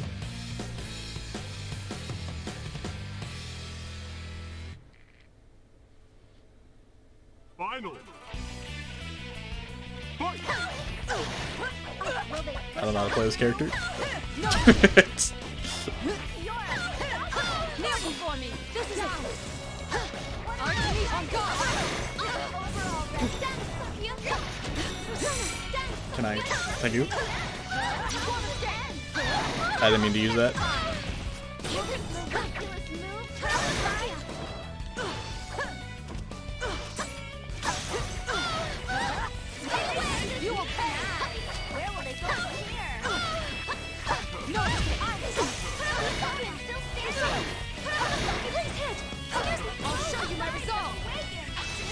You fell for my trap card. Let her beat me up so I can do this. An elegant finish. Oh, oh, never mind. I was gonna say, she just died. Mitsuru almost considered or triggered a murder. Committed a murder, that's the word. Once the battle ends, the monitor nearby switches on. An irregularity has occurred. Multiple intruders detected. Emergency. Intruders are persona users. Due to difficulties in elimination, they will be acknowledged as valid targets. Guess it's not just Elden Ring. I knew you were sitting there. I knew you were waiting. I can tell every time. You're always just lurking to talk smack. He obviously refers to myself and the others. Does he mean that he's going to adjust his tactics for dealing with us due to how much of a threat we are? The way he said that seems like a bad omen. Valid targets. I understand that we're considered to be intruders, but what did he mean by that? It seems we're part of the tournament now, but what was the enemy's original plan? The monitor's screen fuzzes again once more. It shows the costume person as he originally appeared. Geez, you need to let me know if you want to get in on the fun. But this is a unique situation, and you're one hot mama, so I'll make an exception. Alright, Teddy. Just keep putting on a good show in your next bout, too. Who are you? Why don't you take off that strange costume and show your face? Never! Hey now, I don't think a lady walking around in a cat suit like yours can talk to me about my bear suit. You know, it's a fair point. Enough with the questions. Move on. Again, yet another person hung up on my outfit. It's unlike me to let the enemy's words get under my skin. The monitor switches off with those cheeky Is words. that costume thing the one who stole Labrys? If so, then what's the purpose of this bizarre tournament? Yeah, imagine if Teddy was the one who did it. Fine. I'll get a read on your location. I quickly link my communicator and persona. Some personas are more suited to operational support than direct combat. In my case, though, the power is secondary. We normally have a persona user who specializes in that role, but with some specialized equipment, I can get by. Bearsuit, Teddy is a furry confirmed. Yeah, you're right. I focus my consciousness and send it drifting throughout the surrounding area. The enemy must think he's keeping an eye on us, but he'll learn soon enough that he's not the only one with a bird's eye view on the situation. Before the layout of this place becomes clear, an unexpected change occurs around me. Oh, I'm dying. The moment I use my power, noise runs through the students that had been spectating. In an instant, they turn into something like silhouettes that barely have a human shape. It seems their true colors have been exposed. Are they not human? What? Were they shadows? If they were, I don't sense any hostility from them. I'm glad everybody can just sense the moods of things.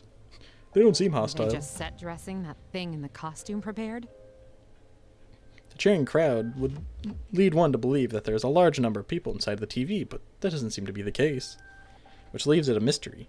It may be best to consider it a blessing. In any case, it appears that apart from this girl here, none of those students were real. Yukaiko, Amugi. The girl who had collapsed on the floor is coming around. I release my persona and rush over to help her up. I wasn't fighting to my fullest. So she shouldn't be suffering from any real wounds. Yeah, we totally didn't impale her with a fencing thing. There are many mysteries surrounding the girl. She seems to be more than just an associate of one of the bears in the costume. The moment the girl sees me, she jumps back like a startled animal. Her speech is flustered, her face is a bright, blushing red. There are tears in her eyes. How come you knew about that? That's... About what? That was private. I never even told anyone at the inn about that. I can't believe someone I've never even met before knew. The girl covers her reddened face in shame. I try and think back to what I said to her. Did I point out anything that would cause such a reaction? One detail jumps out at me, but the girl's manners of speech shifted.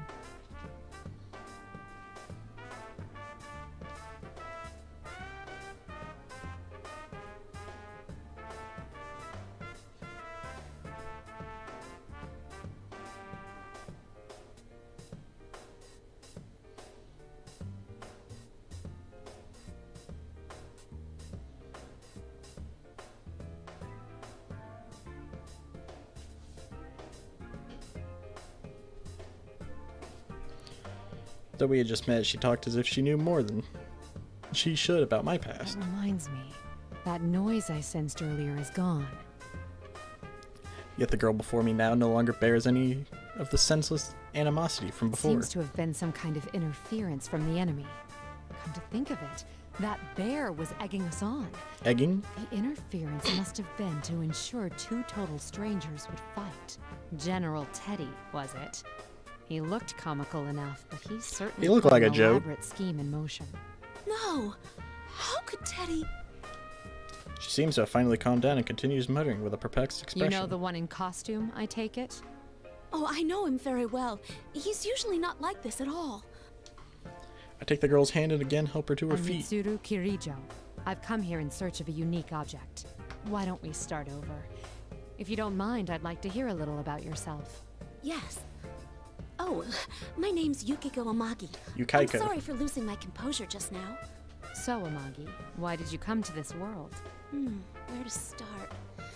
So many strange things happened over the last year. First glance, she looks like an ordinary student, so why is she here inside the TV? Amagi briefly summarized her recent past to me in an even tone of voice. According to her, this world was prominent in a serial murder case last year. She and her friends awakened to their personas while investigating the case and eventually solved it. This world is formed by people's thoughts, and at the case's conclusion, it returned to its original state. None of this contradicts what I learned from Detective Kurosawa. A realm inside a TV, formed by people's thoughts. At least you don't make fun of my reading. I can take that. It sounds absurd, but that would explain the incongruity I sensed when I used my persona. We thought the case had been solved, but lately there's been another strange program on the air. My friends and I couldn't ignore that, so we came back here. Your friends? Are there others here besides yourself? Yes, I was with 3 other people, but we got separated when we entered. The one in costume and the girl who called herself Rosette are friends of ours too. But they're acting so strangely. So this is not the way they generally behave, then? I can tell from Amagi's reactions that normally she trusts those two implicitly. Considering what the enemy did to her earlier, could they be under its control as well? Either way, it sheds no light on the theft of Labrys. How are they related? I don't know, I'm trying to figure that out, Mitsuru. Or is this incident only a coincidence? There's one more thing I'm curious about. Have you ever heard the name Labrys? Who? Labrys? No, I don't think I've ever heard of that before. What is it? It's the thing I'm searching for. What makes it problematic is that I know nothing of its appearance. Honestly, I'm not sure it has anything to do with this disturbance. What's actually happening in this game? The briefest and best summary I can give you is Narukami came back and the Midnight Channel started airing again with this whole tournament. They go in to investigate. They find Labrys, this girl of mystery, and they're trying to figure out the mystery behind her. But then there's Persona 3 characters who are after Labrys because, you know, they're connected. And yeah, everyone's just trying to figure out what Labrys is. Pretty much. Though I can't write it off completely. That's only half of this game. Though it appears that there is no connection, whoever went so far as to hijack a plane to steal Labrys brought her all the way here. No matter how I look at it, that means something. Anyway, thank you for your cooperation. I understand the situation better now. We should stay together going forward. Oh, no, you won't. Whoa, think again, ladies! General Teddy suddenly appears on the screen to interrupt our conversation. Only the winner of each bout can go on. That's rule number 1 in the Grand Prix. How exactly can that rule be enforced? As if to answer my unspoken question, Amagi makes an odd gesture. There's nothing here, but I can feel something. A wall, maybe? Wait, but Mitsuru-san could... Amagi looks at me expectantly. I take it a tentative step and walk through the place where she claims there is a wall. Like I said, you're stuck there until the tournament's over. Only winners get to go. Come on, miss. You won. So it's time to barrel forward to the next stage. I must leave the girl alone in this strange world then. Though I'm uneasy about doing so, Amagi seems to read my thoughts and smiles. Thank you, but I'll be all right. I fought shadows for an entire year too. I can protect myself. I see. In that case, I'll press on and Wow, do my you best to conveniently rescue fought your shadows for a friends. year too? Oh yeah, no, we did it all the time. If you see them, please tell them I'm all right and they shouldn't worry about me. You be careful too, Mitsuru-san. Amagi smiles resolutely.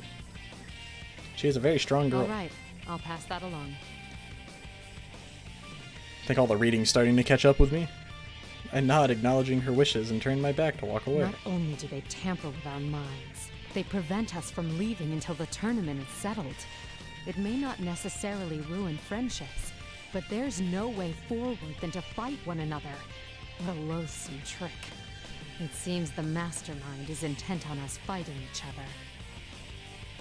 I grit my teeth in anger. Amagi's clear eyes remain in my heart. This operation, it's no longer just to retrieve Labrys. Make a silent vow as I go.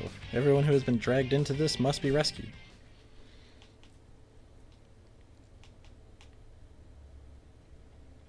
Blue's confused about this game? Yeah, same. Another dead end. I'm still trying to piece everything together. As I step into the school, I realize that these invisible walls are everywhere, blocking off routes that seem open to the naked eye. Why is the thief who stole Labrys gathering Persona users in this world? Not having a clear idea of their motivations is compounding my anxiety. I guess Anakihiko may have been dragged into this Grand Prix as well. If so, we need to compare notes. If all goes well, we may figure out a location to the mastermind behind this that I failed to grasp earlier. After quickly confirming that there are no shadows nearby, I link my communicator with my persona. You missed all last week's. Well, don't worry, you can watch them easily, because I read everything. I focus my consciousness and send it drifting throughout the surrounding area. Hurts. So lonely. I know that voice. What was that? The presence is faint and I can't tell where it is, yet I can definitely hear a voice. It seems I could sense it because of my secondary support capabilities, but when I focus harder, it doesn't seem that they're trying to communicate with me. It's more like the words, and the intense emotions behind them are seeping out of the room itself, perhaps even more, or even from all around me. Eventually, the voice becomes clearer. I'm scared. And alone. It hurts. Why? Why won't anyone listen? If you were to make a decision to go and watch the other ones, if you watch the one with Kanji in it, I also did Teddy's story, and the whole time I did Teddy's, I was making an awful Teddy impression. I don't recognize the voice. Perhaps one of Amagi's friends. So let that be an I incentive. didn't ask to be born a machine. How come no one understands? What's the difference between normal people's hearts and mine? No, Labras. A machine? Is that Labras? I stand up and try calling to her, Labras! Are you nearby? Answer me! but there is no answer. It seems that it's not because the voice's owner is nearby that I can hear her. It is subtly different from hearing voices with one's own ears. It's true. Now I've persuaded you. I hate to say it because I think it's cringe, but I tried doing impressions. Like, they're awful impressions, but I tried doing impressions of at least all the dude characters, except Kanji. Kanji's the only one I didn't do, just because the reading kills me. But Narukami, Yosuke, and Teddy, I've tried doing impressions of. Even though they're awful and don't sound like them in the slightest. I focus my senses once again, but I still can't tell exactly where it's coming from. Now you having a thorough command of the layout here makes it harder to pinpoint. Eventually the voice fades, only silence remains. Going by what she said, that had to have been Labras. Sounds as if her heart has developed further than we thought.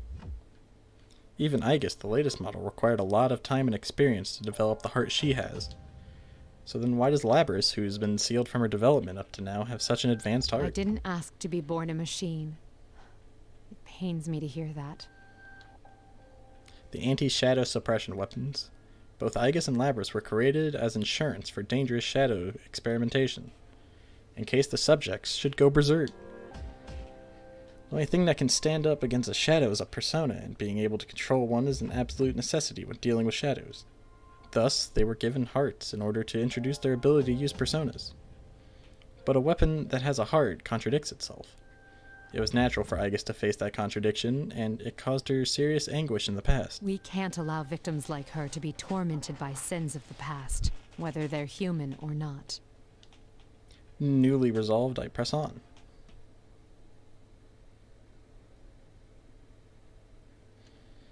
I continue through the school, still unable to contact Aegis or Akihiko.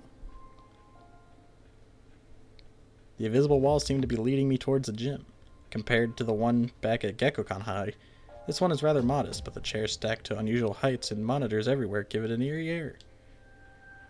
The monitor is switching on again. But this time, it's not showing General Teddy. How strange, this appears to be a commercial for a fighting event. What in the... Oh, don't tell me they're gonna play it. It's gonna be so loud.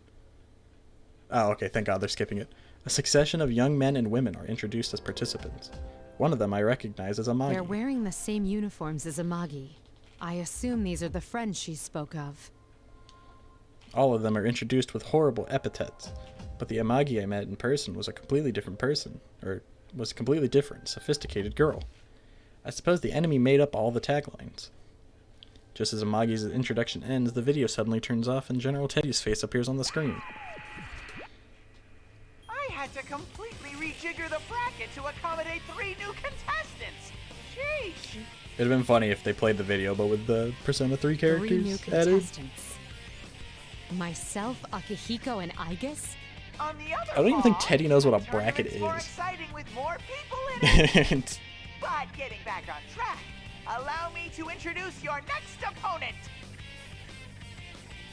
When I enter, someone who had already been there turns around. His face. It was on the video a moment ago. Is it Yosuke? Yep. There's people besides us here? You're Yosuke Hanamimi. Holy crap, she's smoking hot. The thing she's wearing doesn't hurt either. Alright, Yosuke. You were in that video just now. What was it they called you? Captain Ressentiment? How come you remember that stupid title and not my real name? Figures I need a knockout like this, and she already knows about that. God, I wish I was dead.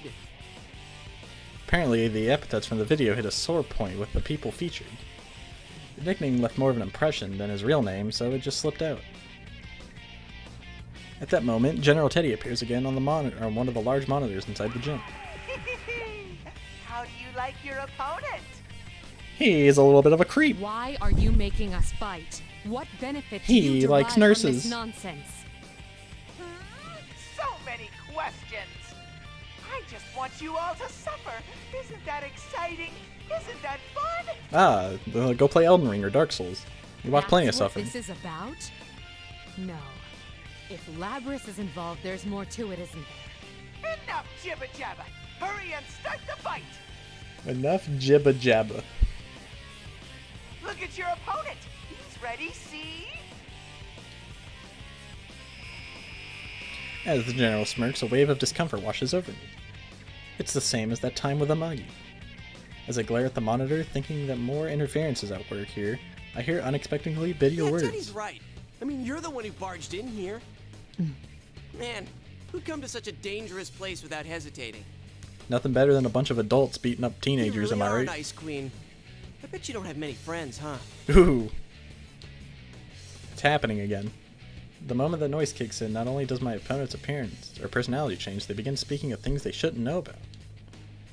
It's exactly like what happened with You Amagi. talk as if you know me. Stop acting so calm and changing the subject. You seem like you don't know much about this world, so how do you plan to get out? Don't tell me you rushed in here with no escape plan. Oh man, seriously? You're nuts. Big idiot. People like you who obsess over responsibility and put all the burden on yourselves, you annoy the hell out of me. Yikes. It doesn't matter how others perceive me. Yeah, that's what I'm talking about. Isn't it because you don't trust anyone? We clearly can't have a normal conversation with the enemy's interference, but even knowing that, I catch myself trying to argue the point. The heavy responsibility I suffer is mine alone. If I share it with someone, that means that suffering will also be shared. That is why I try to be self-sufficient. The more I care about someone, the less I'm willing to rely on them. But isn't that no better than not believing in them? I've been caught in the trap before. Maybe I still haven't truly escaped it. But how could he guess at my private distress, one that I've barely confided to others I before? was supposedly an unexpected intruder. What's going on? What are you mumbling about? Well, let me ease your mind. I'll end everything for you. I'm gonna kill you. Let's do this, Jiraiya. Frog. Go, Yosuke-senpai! Beat up that shady lady! Let Shady the fight lady. begin. I can see there'll be no talking sense with him like this. There's nothing for it then. Artemisia!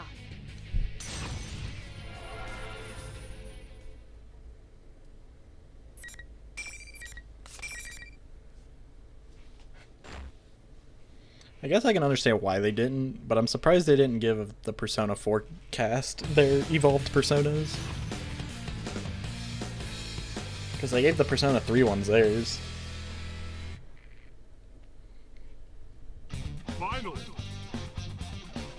Fight.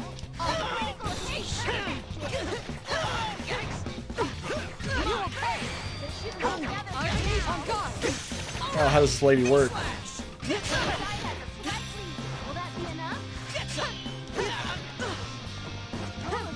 Oh, I play Yosuke, not this lady.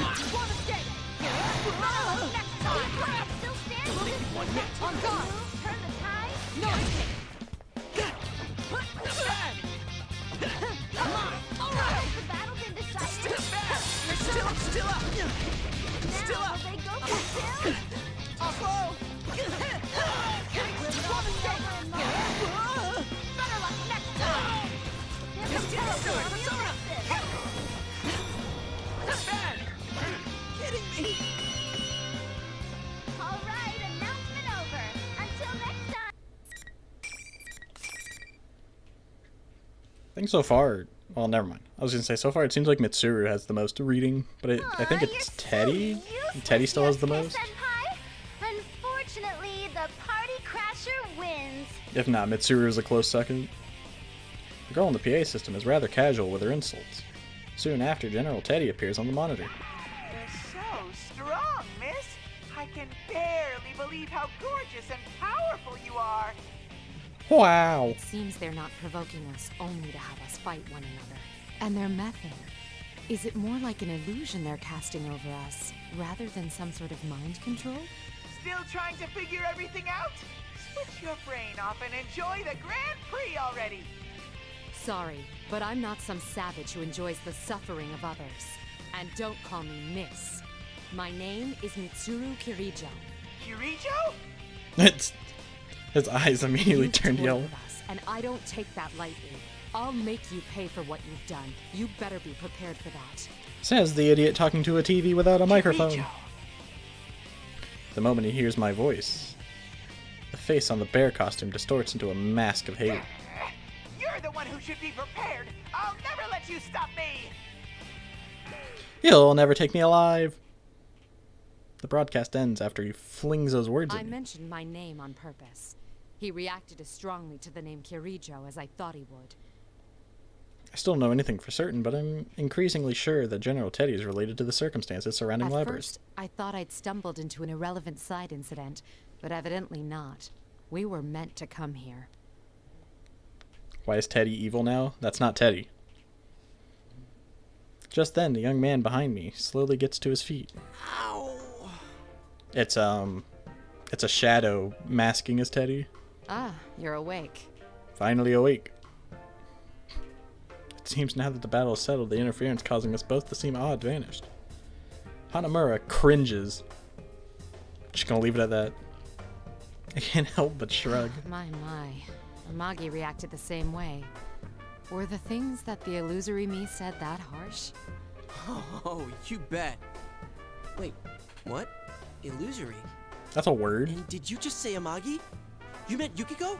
Yes, before I came here. I was forced to fight her, quite against my will.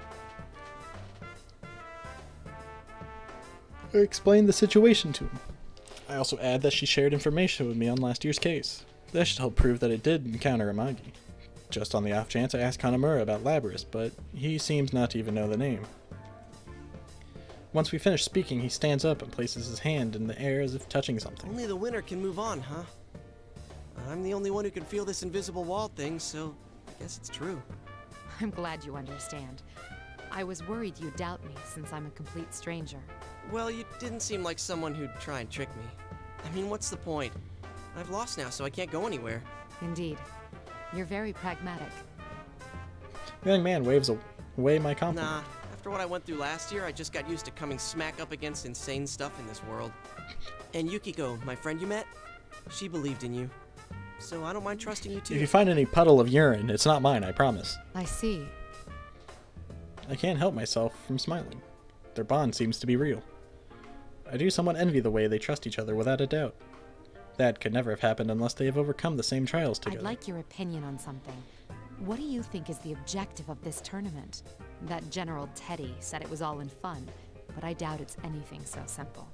I've been wondering the same thing, but I don't know. But you know, it might not just be Teddy behind it. I met this weird girl earlier. A weird girl? She was about Sus my girl? age, and she said she was the student council president. It was like she had no idea that she was inside the TV world. That doesn't seem very likely, does it? No, I doubt one could be unaware of such things. It's possible that she didn't come here of her own will. This may be a school now, but it doesn't always look like this. When normal people who don't have personas come in here, the world changes to reflect what they're thinking of. Ah, Yosuke with the It Lord. happened every time a victim was dumped into a TV last year. Maybe this time she's the victim. Even if she means well, she still could have a lot to do with the tournament. Girl, huh? Judging from the state of affairs, I'm beginning to think that the girl in question is Labras. Since Hanamura doesn't know the details of my mission, it wouldn't occur to him that I'm searching for is a humanoid weapon with a heart. What did this girl look like? Did anything about her stand out? Huh? No, not really. She wore the same uniform as the rest of us. A uniform? Considering how Aegis looks, it's possible that Labrys' appearance is quite close to a human. But what does it mean that she's completely able to pass as a human? Even Aegis has to wear clothes that cover her entire body in order for her to walk around town. Yet Labrys even wears the same uniform as them? Chalk it up to another unsolved mystery, I suppose. But after talking with Hanamura, it does feel like I'm starting to understand the bigger picture I see. here. Thank you. I'm getting a clearer picture of what's going on. I'm sorry, but I can't stay and chat. I should be leaving now. Oh, wait a sec. Can Can I have your favor? number? Can you look after my other friends Oh, too? okay. It sucks, but I can't get to them from here. That Teddy's really not a bad guy either. Sure, he eats my ice cream without asking and stuff, but he's not the type of guy who'd get off on watching people hurt each other. There's gotta be some other explanation. Don't worry. I was already thinking along similar lines. What we saw was an illusion. It may be that they're faced with the same situation. I'll save everyone who's been dragged into this, including your friends, and this student council president. Thanks. Just hurry before someone else dies in here. Hanamura's expression, which had previously been bright, albeit desperate, darkens noticeably. From all I've heard, last year's Shadow incident revolved around serial murders. Maybe that he lost someone as well. To fight so desperately but lack the power to make a difference, being forcibly parted from loved ones. Oh yeah, you're right. Mitsuru's not a nurse. I understand that pain all too well. I must sound pretty lame losing Rest a in fight and peace, making a lot of Shinji. demands. Not so. Your concern for your friends in a situation like this. C'est magnifique. What? Speaking a different language, I lady. sensed it when speaking to Amagi too. But you all seem to have very strong wills. I promise to do what I can to help. The emotions he seems to view as a weakness are actually a strength. I'm sure that with a little more experience, he'll come to realize that too. He'll see how difficult it is to hold on to that will, and how valuable it is to have friends he can share it with. Since I am the one who will be moving on, I'm responsible for the duties he entrusted to me.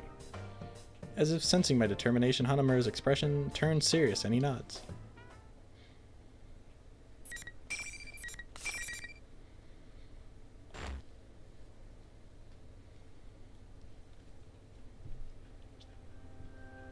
After parting with Hanamura, I once again proceed through the school. The invisible walls continue to bar my path.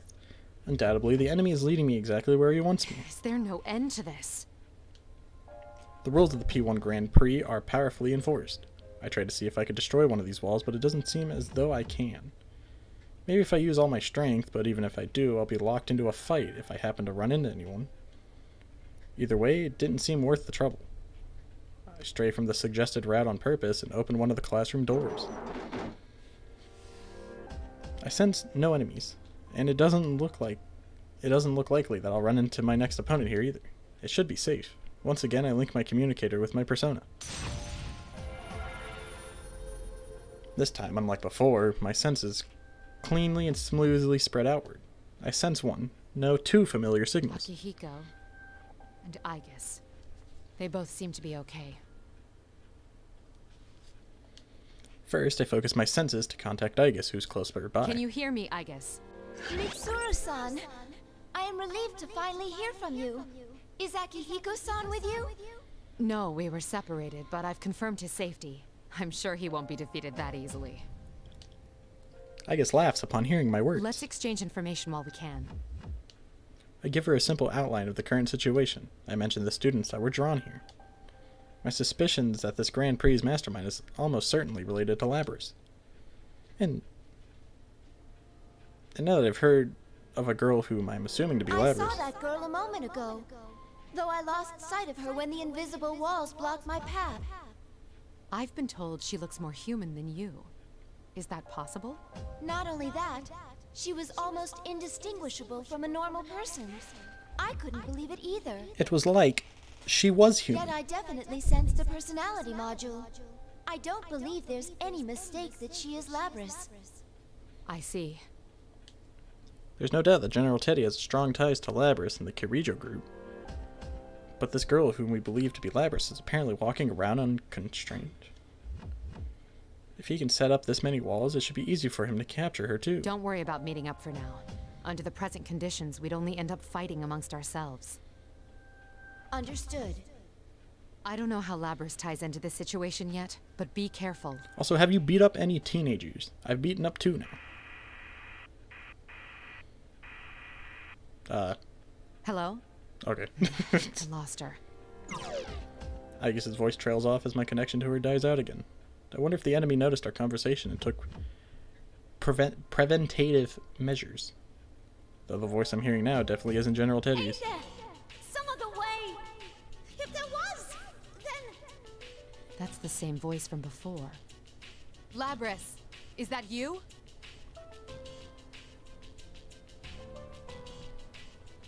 It's happening again. The voice reaches me through my persona ability, but I have the strangest sensation about it. I get the impression that the voice is seeping out of this place itself. Why are you laughing? What about this is funny? Who is she addressing? I don't want to fight him anymore! That reminds me. Hanamura said that the environments here are formed by the thoughts of those who enter this world. Could these be Labrys' innermost thoughts? Is that why everything about this place radiates her feelings? What do you think we are? Oh, they cut off the music. That was jamming. For a moment, I experienced not just the voice, but a powerful wave of emotions. They bombard me through my persona senses. There's a strong sadness, confusion, despair. I can't help but fall to my knees, though nothing is assaulting me directly. How can I describe this weight?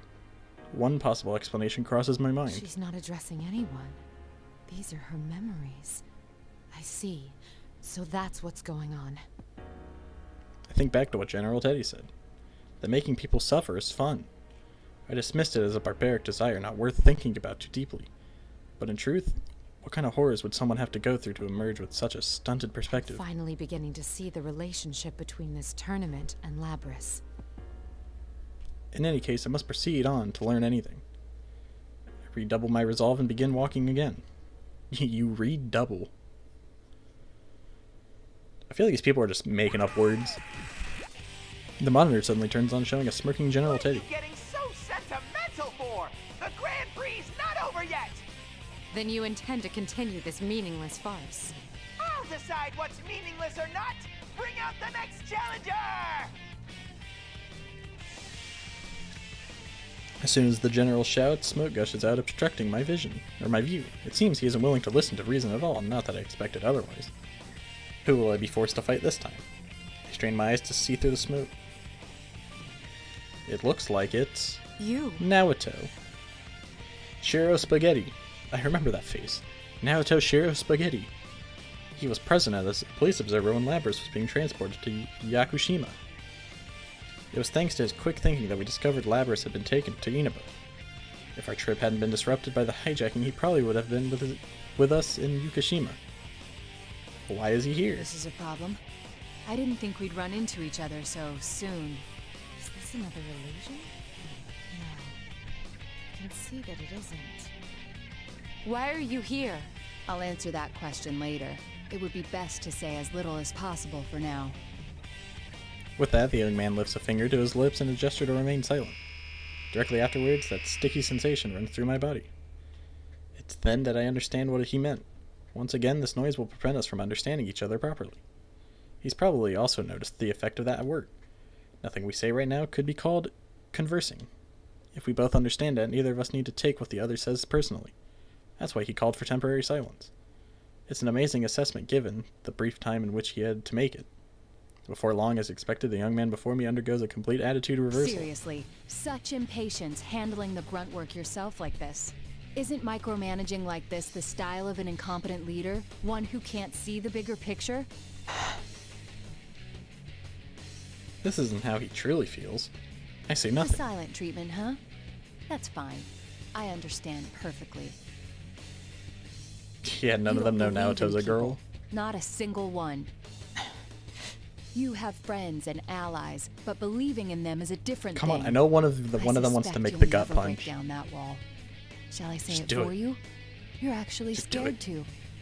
The notion of growing attached to something and losing it scares you so much that you'll share nothing truly important to you. Even if you want to believe in your friends, you can't. That's not true. After the words slip from my mouth, I realize that the argument is Of futile. course it is. Why not simply admit it? In truth, you have your hands full just expiating your family's sins. You don't need the added burden of others placing their lives in your hands. Isn't that how you One of really them's gonna feel? do it, and it's probably gonna be for Igus. No. The young man smirks as if ridiculing my inability to stop myself from responding to his allegations, despite knowing the futility of doing so. But the smirk only helps me to regain my composure. The real Shiro Spaghetti would never make that face. This is only an There's illusion. no use continuing this. Not until I eliminate this irritating mirage.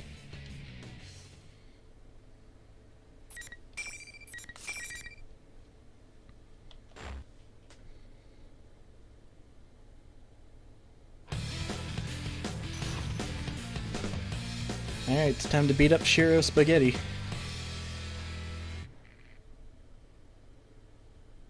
Finally. Too bad. Too bad. Parrying my grab, it's illegal. You can't do that.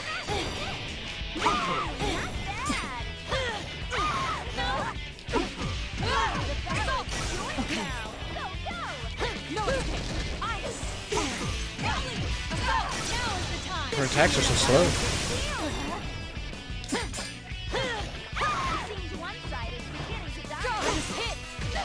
There. Artesia.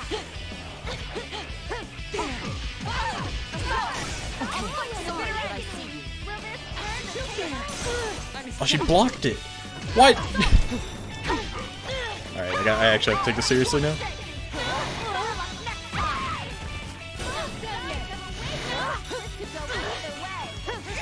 I'm sorry. She blocked my finisher. Crazy. No one's done that in the story. I turn towards the monitor on the assumption that General Teddy will appear to mock us, but for some reason, this time he doesn't. I'm not sure why, but it at least allows us time to calmly think or talk things over. I look toward the young man once again. Am I getting through to you now? Yes. The same goes for me, I presume. It seems we were spellbound until the fight began, as we both suspected. They disrupted our communications to drive a wedge between us and make us fight. Though it's a mystery to me as to where it draws such personal slights for the illusions before us. I agree. He seems to bear no animosity and is willing to discuss things, but to be honest, I'm not sure where we stand. Why is he here? I can think of several possible explanations, but if he secretly followed us in, his canniness may prove dangerous. He gives a sudden wry smile, as if sensing my reluctance and trying to assuage it. There's no need to be cagey. I don't intend to dodge whatever questions you have. You were probably wondering 3 things when you saw me here. First, how did I enter this world? Second, what am I doing in Inaba? And third, if I came here looking for you, what are my true intentions? No wonder you've made a name for yourself as a detective. Wow, how'd you know, You're Miss correct Detective? on all counts. The first answer is easy. You know now that I can use a persona, allowing me access to the TV world. As for the second, It's there's still no jarring to great see these mystery two why I would interact. come to Inaba. I live here. You wouldn't happen to be acquainted with Amagi and Hanamura. You've met my senpai?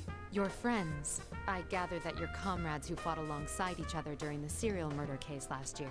I assume you entered the TV together for the same reason they did, and found yourself dragged into this mess as well. Whatever doubts I may have about them, it seems they're here because we dragged them into this. I'm not very comfortable with that. Is Adachi in this game? Yes. But I don't think he's in this half of the game. If so, I must apologize to you. What I'm playing right now is the story for Persona Arena, like the original version of the fighting game. And then I think Adachi's an Arena Ultimax story. No doubt you already know, but the object we seek has been brought to this world. It's most likely the cause I of this think. disturbance. I'm pretty sure he's not in this half, though. Whoever learned of this world's existence must have thought it would be useful in whatever they're scheming. You apologizing to me? Shiro Spaghetti shrugs in a wry Are you smile. so sure you can trust me? You have no guarantee that I'm telling the truth. And there's still the answer to your third question to consider. I haven't yet told you my true motives. Fair enough. But if you're friends with Amagi and Hanamura, I feel I can trust you.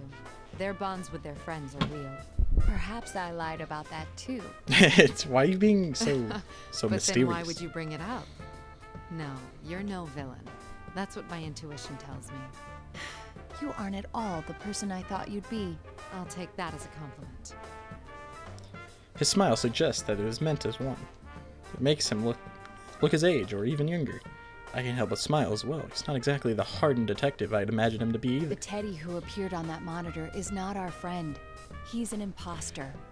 Teddy sus. Proof of this? He's venting. I found the real Teddy. Our enemy can fog both our eyes and ears. It's possible they can make themselves look like someone else. I see. But I still don't know why they chose to take on Teddy's appearance. Upon hearing this, I sigh and close my eyes. It might be to make you all suffer. If they led you to believe your friend betrayed you, it would make this all the more painful. There's some truth to that, but it seems too simple a motive to warrant this elaborate. You want me to of a go online with disturbance. Adachi? I can do that after I finish Mitsuru. He's wrong. If the motive's somehow connected to Labrys's memories, what had been incomprehensible becomes completely understandable. My conclusion must have shown through on my face, since Shiro Spaghetti trails off in understanding. At that moment came something like a touch. It's a sensation I hadn't felt since entering this world, but I know this feeling. It's the effect of being brushed by a persona's informational support powers. This feeling. Rise-san! Rise-san, can you hear me? Naoto-kun? So you ended up here too? Ah, my favorite. Rice. The voice that echoes is much like the voice I heard over the PA system, but it seems quite different. The announcements must have been part of the culprit's tricks. This Rice's voice immediately turns quavery. So glad. Ever since this weird fake Teddy kidnapped me, I've been all alone. The others are fighting each other too. It's all right. Just calm down and tell me where you are. I think it's the announcement room. It's kind of off though. There are these invisible walls around and I can't get out. The fake Teddy was watching me until a moment ago, so I couldn't use my persona. She seems to have been under the General's close watch, limiting her chances to use her persona until now. As soon as the General stepped out for a moment, she seized the opportunity to contact Shiro Spaghetti. You're in the announcement room now, yes? I'm headed straight there, so stay put. Huh? Who's that? Why can I hear your voice but not sense you? She sounds extremely confused. I had temporarily forgotten that my equipment prevents me from being detected by persona abilities to an extent. I prepared it after facing an enemy with similar powers once before. It works by making my presence difficult to detect, unless they know me well and recognize my signature. Shiro Spaghetti senses her confusion as well and introduces me to her. His introduction is accurate yet concise. I can see he's a first-rate detective. Mitsuru Kirijo. Wait, Kirijo? Are you that Kirijo? No, I'm the Kirijo. Yes, that's correct. The CEO? Not quite. I am the founding family's... You hired me for a commercial before. Ah, great. Good, thank you very much for your patronage. A commercial? Oh yes, I'm Rise Kuchikawa. I'm Rice Salami. I'm the classmate of the others you met. But I can't make one for your lesson. Scarlet and, oh, it's hard to explain. Rice Kuchikawa. Rise-san, that can wait. There's no knowing when our adversary will return. Oh, all Yeah, right. Rize. Or Rice. Get your act together. Kujikawa said that she was captured, but why would they treat her differently? I suspect it was to block communication. If we could speak freely as we just did, their whole scheme would collapse. Ah, so that's why Teddy and Rise-san were the hosts. What do you mean? The real Teddy has a Now, similar Salami power. works for Akihiko. That's why those two were taken separately. Not only that, but by acting as the two who had disappeared, the enemy thought it could portray them as traitors. Though it appears that Teddy managed to escape on his own somehow. How come I'm the only one fake Teddy is watching over personally? Sheesh. You have the most powerful investigative persona. They must have had to take greater pains with you. I think we're keeping this going too long. We've exchanged what we know already, so I'm gonna shut down the comms link. Goodbye, Careful, you Rice. guys.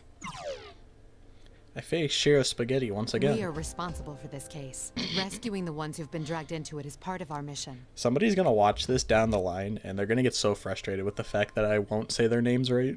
Besides, she's another of your friends, isn't she? All the more reason for me to go save her. He makes a small gesture as if searching for the right words.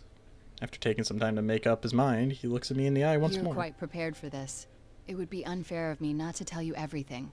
Please hear me out. The reason I came here was to... You're a real straight arrow. I cut him off intentionally. You're very proud to be a detective, no? I can see it in your eyes. You would never sell out your beloved justice. If you've done nothing to be ashamed of, that makes us even. I haven't been entirely forthright with you either. Kirijo-san. It seems I still have much to learn. Despite what I said, I can make an educated guess as to his motives. He's a persona user. That means the police selected their observer as someone with the potential. If his only task was to watch over the transfer, there'd be no need to send a persona user. Leading me to believe that he's been asked to secretly spy on me or my organization. But we have nothing to hide anymore. There are many things that shouldn't be made public, but I'm sure his judgment is sound. Well then, I will once again entrust my friend's safety and the resolution of this case to you. In honor of the bond we are forming, Mitsuru Kirijo. I promise that I will not let you down. I smile back at him and move on without looking back. I know that there is someone up ahead to whom I owe recompense. There is no hesitation in my steps.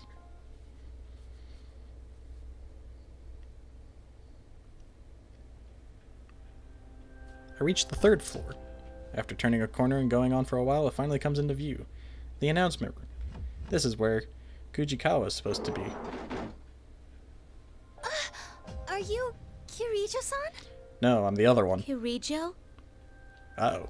As I open the door, 2 students greet me. One of them is the voice I heard through my persona, Kujikawa, I presume. The other is a girl I didn't see on the video. Hang tight, Miss President. We'll be okay now that help's arrived. Kirijo-san, this girl got dragged into this mess too. We have to help her before that general comes back. So you're Kujikawa. Sorry, but I'll need you to step back. Huh? I turn to face Miss President. We meet at last. Astounding. You really do look human. But you're not, are you, Labrys?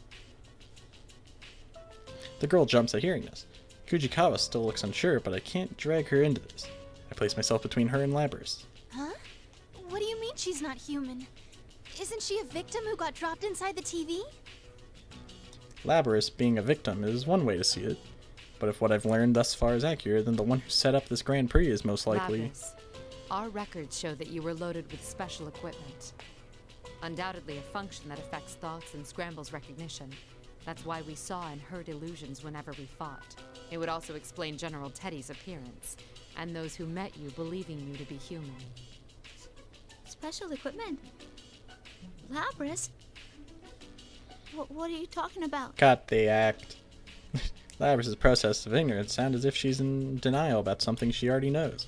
It's tragic hearing the desperation in her voice. I'm sure the reason why you captured 2 people with analytical personas wasn't just to keep them from interfering with your designs. I came to a realization when I noticed I was the only one who sensed that noise. An analytical persona's searches clash with your ability. They dispel illusions, so you needed to confine them. You feared that if they caught you off guard and used their persona's ability, this would happen. Persona. With that, I summon my persona, Artemisia. Just as expected, noise immediately runs across Labrys' body. It's exactly the sensation I felt before each round in the tournament. Artemisia cancels out the force scrambling our senses and the illusion begins to wear off. Little by little, the facade fades away, and her true appearance emerges. No! What's going on? This can't be. What was your motive, Labrys? Was it revenge in the end? I can understand why you'd hold a grudge.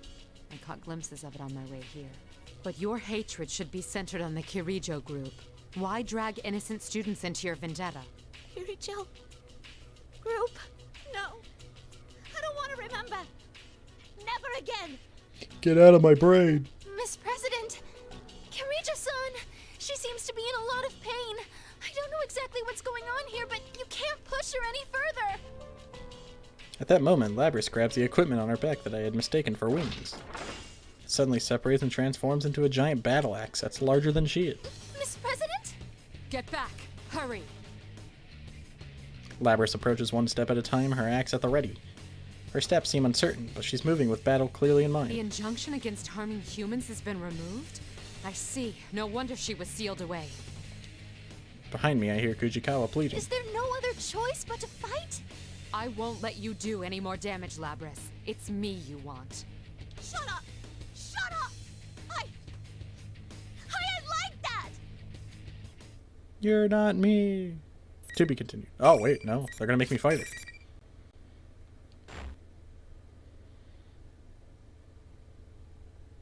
Interesting.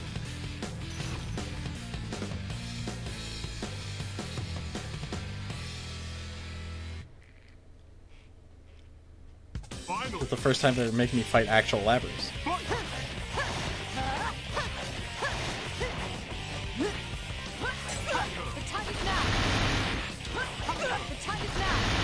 I'm just gonna...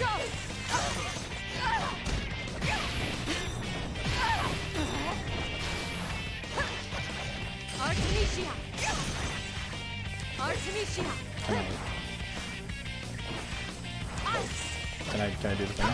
No? You will pay! Okay. Alright, time to die.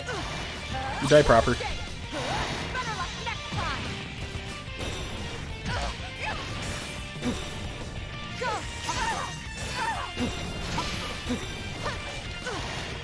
Wanna stay? Better luck next time! Fall before my blade! It wouldn't do the ultimate, or the finisher. Feels bad, man.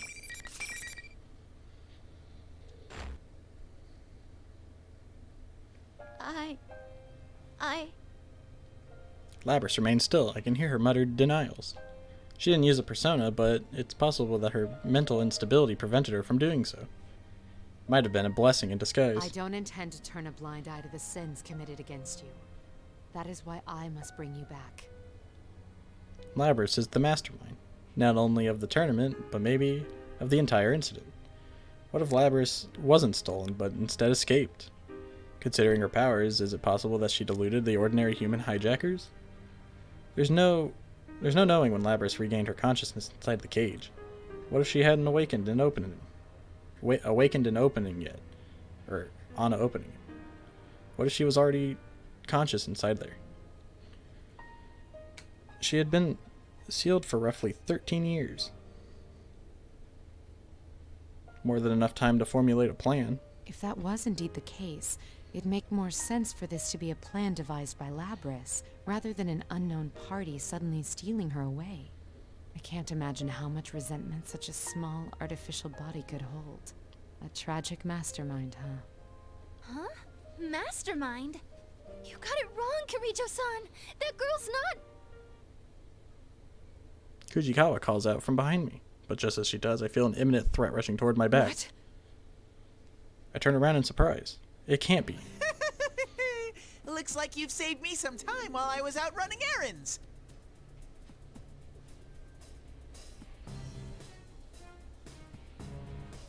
You're... General Teddy gives an evil smirk.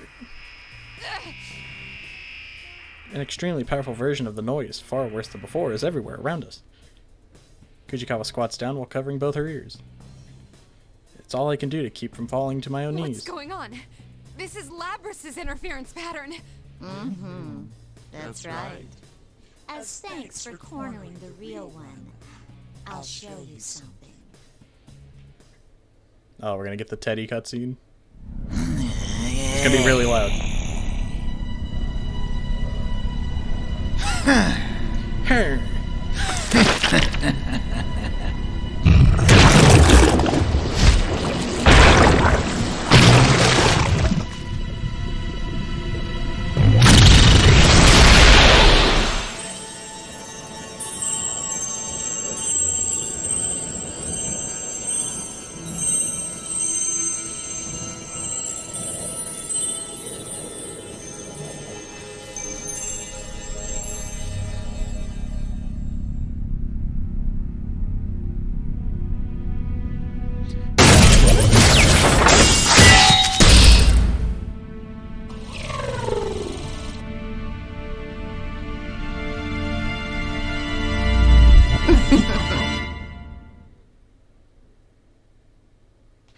Alright, cutscene's over.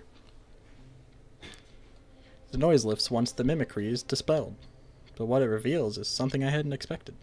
Another Labrys?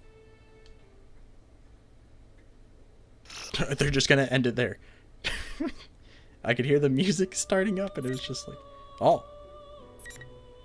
P4 Arena Story Labrys is now available. Interesting. So who's this one gonna be? I knew one of them would have been Labrys. It might be Rize, honestly. Alright, well, that's enough for the story. I got my 2 done. So, I guess now I keep my promise.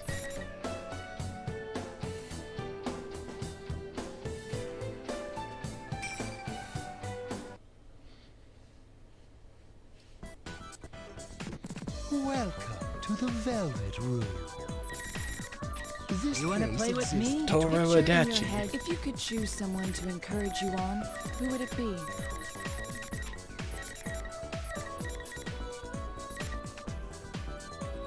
Joker Adachi.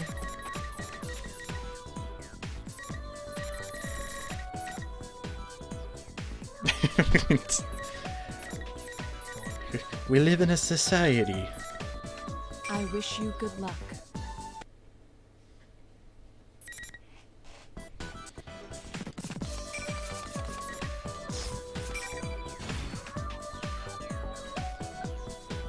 You know why I became a detective?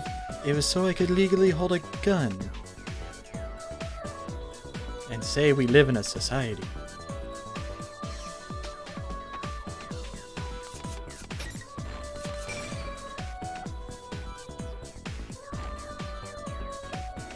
That's if anyone challenges me now. Last time I did this, it didn't go too well.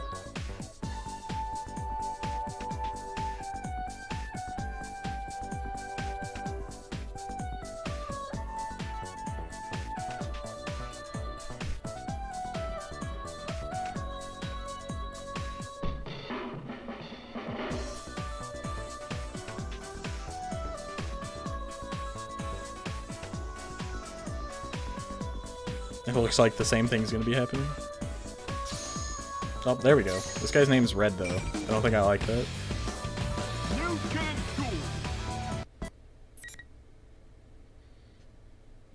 I don't remember if that was something bad. Like lag or something. Or they disconnect. Elizabeth! Well, he's got a Marie picture, so he's already bad. Also, I'm on the right. I hate being on the right. Yeah, I don't think this one's gonna go too good. I want to see what lies beyond all Oh, maybe not. Round 1. Fight! I'll eat the cock. I'll eat the cock. Take it. Oh, take it. Oh, dear. Stop back. It's my turn. Summoning Senator. Total therapy. Drop dead. Oh, my. So you do. The excitement is real. Yes. It's my turn. It's my turn. It's my turn. It's my turn. Why could this guy attack me from so far? What is happening? How about this one? Persona. Persona. Summoning Senator. So you do. Oh, my. Why can that guy attack me from so far? And for so long? My side. Like, back off, Thanatos. 2. Fight! Cannot handle it. Yeah. Persona. Now going down. Yeah, I can feel like a slight lag in this. It's my turn. Oh, dear. Full swing. Persona. It's my turn. It's my turn. Summoning. It's my turn. Now going down. Get off of me. Persona. What is this? I don't know how to deal with this. End turn. It'll be okay. You'll take the next. Final round! Action! Persona. Persona. Come on. It's my turn. It's my turn. Breaking news. Danger. Summoning. How do you deal with this guy? How about this one? Towering ice ball. Summoning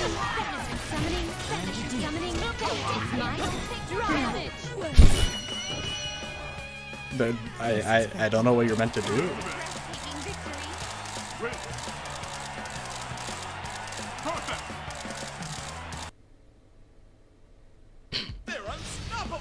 What was that? I'd like to close up shop for today. I shall be.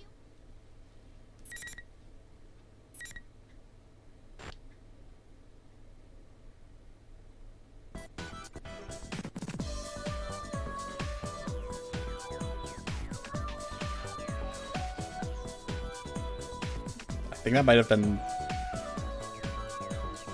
the worst thing to happen to me in this game. I couldn't do anything. No, screw you, guy. Get out of here.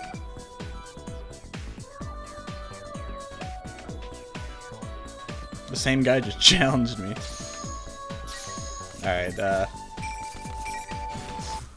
you guys want a dachi? We'll go somewhere else. I don't want to fight that guy.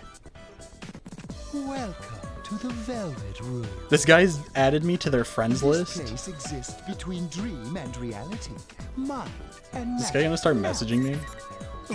What a pain in the ass. Picture in your head your own appearance. If you could choose someone, I wish you. Don't worry, we're chilling. We got more dachi. How can a guy add me to their friends list? That doesn't make any sense. I'll have to look at this later.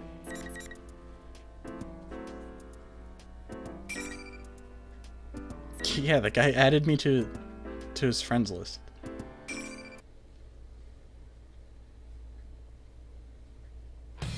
Just a few moments until the gong of fate rings. It's like, I don't care to lose, but like, I don't know what that was, and I don't know how to counter it, so I'm not gonna do it again. So I'll just do this. For the women who like a dachi.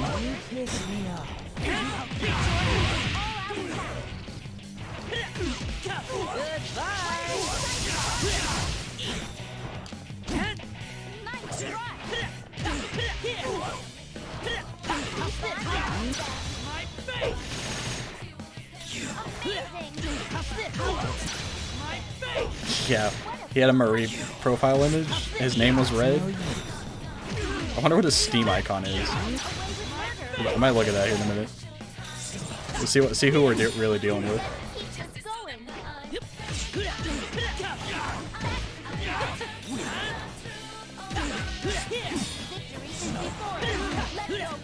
I just don't get how you can add somebody to your friends list if it's not a two-way thing.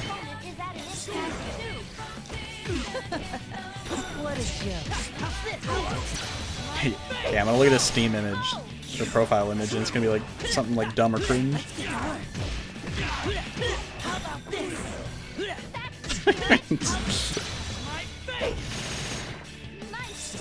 Yikes. How's this?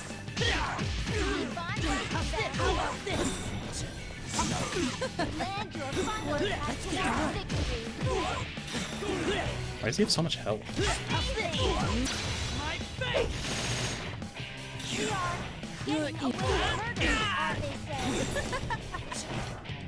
What's wrong? Come here, get in the gun. Too bad. Looks like no A+ for you. No A+ for you.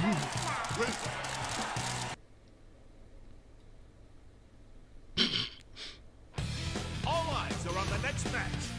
I know, he challenged me 3 times in a row, and I told him no, so I don't know. I just wasn't gonna deal with it. I don't know how to counter Elizabeth okay or. if I finish this quick? Yeah, Elizabeth. Why did I blank on her name? It's because I'm fighting Margaret right now, I think. I don't know how to counter a Margaret like that. Or Elizabeth like that.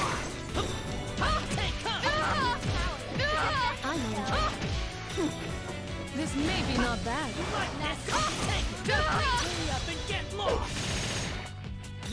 Gun.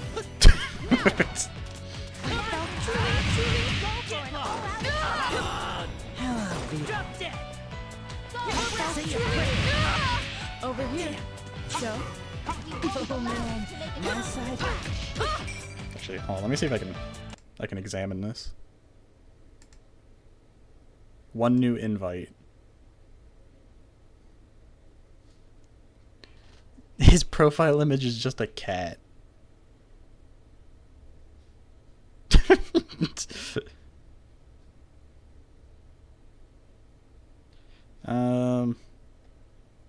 Oh, but he's got like. Okay. Yeah, never mind. No, buddy's cringe. I'm just gonna block him. It's...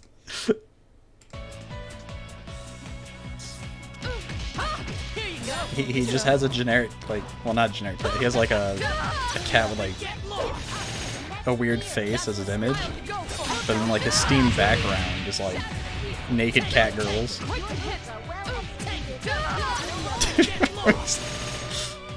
the spirit. The situation is in your favor. My side's good now. Sword not bad.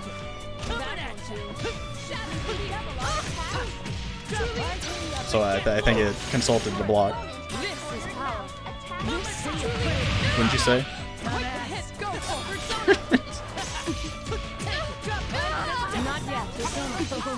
I can respect somebody playing a Elizabeth. I can't respect the Marie image or the whatever that was. Oh man, my side's gonna go now. Oh man, my side up and get lost. Go for it. A brat like you. It's too early. You are both at yourself truly. A brat like you. Here you truly. Go. Truly. Truly. You are both I'm glad you guys agree. It's over already. Better luck next time, buddy. He's gonna track me down. He's gonna find this and just start talking crap. Why you blocked me? Wow, buddy can't take a loss? It's like, no, I can. I just didn't want to fight you. Are you ready? Go. Why do I have like no health? Oh man, my side. Impossible.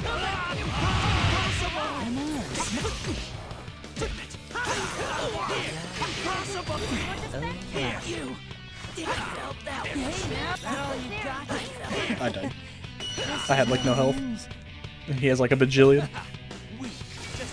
Also, apparently this character is very brain dead. Sho Minazuki. I learned that recently. Game over.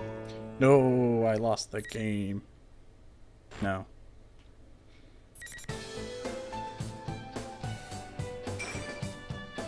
Alright, I'll give you guys a little more Adachi screen time. Welcome to the Velvet Room. Since all the Adachi fans are here. What a pain in the ass. I wish you good luck.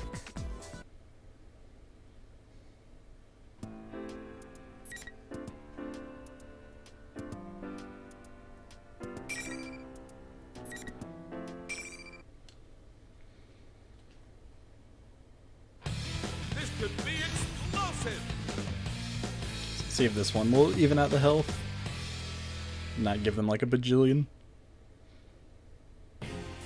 Is it okay if I finish? Are you ready? What is big idea.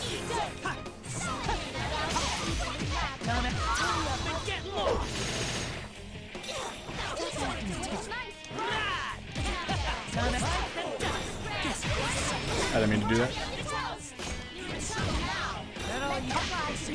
Hey, I'm smart enough to just run up and grab.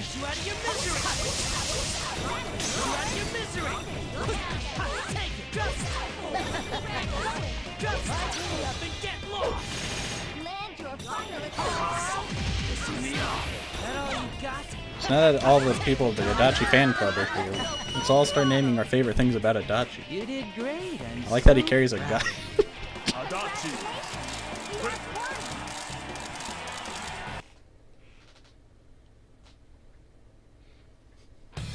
Today's clash is nearly underway. I love how Adachi respects women. And totally hasn't murdered any. Attention that much. What a pain. Let's hurry. Are you ready? This is it. Come on. Here you go. You seriously last minute. Dumbass. Going down. Going down. Move. How'd you hit me? I was behind you. Weirdo. I'll have to deal with you till later in the story. Oh man, my side. He's insane. Yeah, I think that's the consensus between you guys. You're too slow. Not bad. Just a script. You did great. I'm so proud of you. No A+ for you.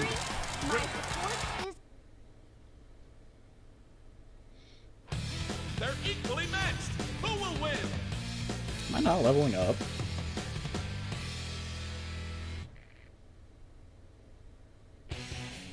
Sorry, but I don't play nice. Well then, let us begin. Hey, speaking of Elizabeth,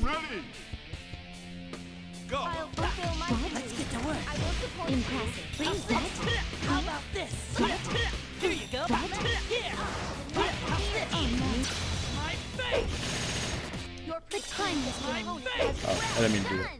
Is this the extent of your now up? Let's Ramada. get This will end. Well done. Too bad. Looks like no A+ for you. No A+ for you. There we go. Now I got level up.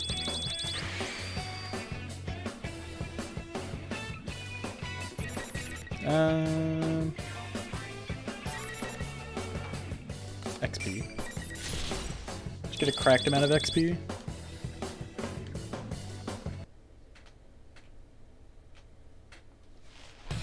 It's just getting started. I'll probably get to the first boss and then I'll probably stop.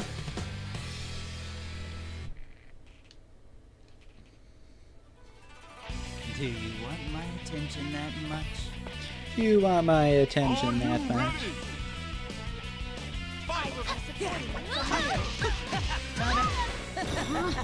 Oh man, I love Adachi's grab.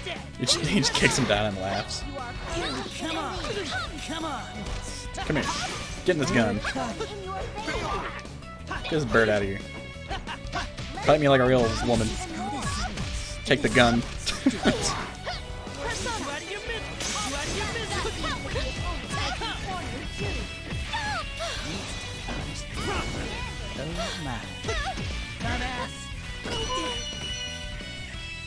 You did great. I'm so proud of you. In the bottom left, there's a symbol of Adachi's face and it has an arrow.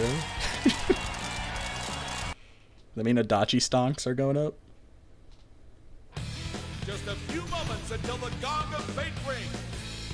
What makes this better because Dojima's my announcer. So it's Dojima announcing for Adachi. Wow, you're pretty well made. I'm impressed. I'm impressed. Are you ready? He's level 24, jeez. You pissed me off. What's that? My face! Goodbye! Idiot. I know how that move works. I main Yosuke, unfortunately.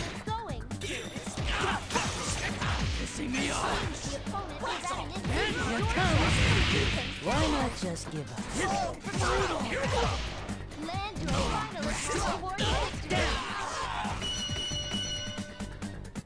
Too bad. No Looks way. like no A+ for you. No A+ for you.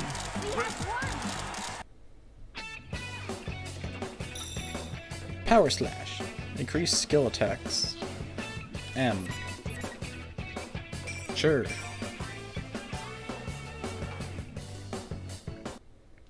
Watching Yosuke get beat up is very fun. Yeah. Unfortunately, it's fun to play him too.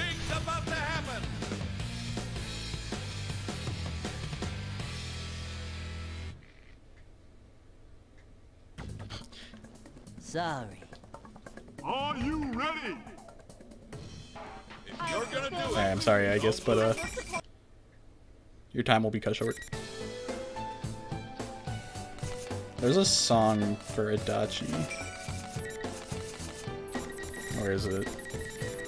They made Adachi like a theme song in this game.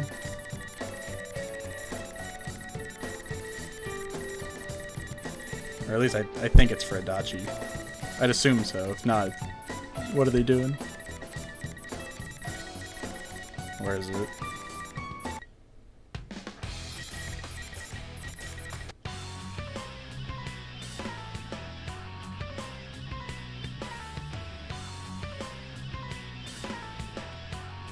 I think this is for Adachi. It's called Fuller Clown.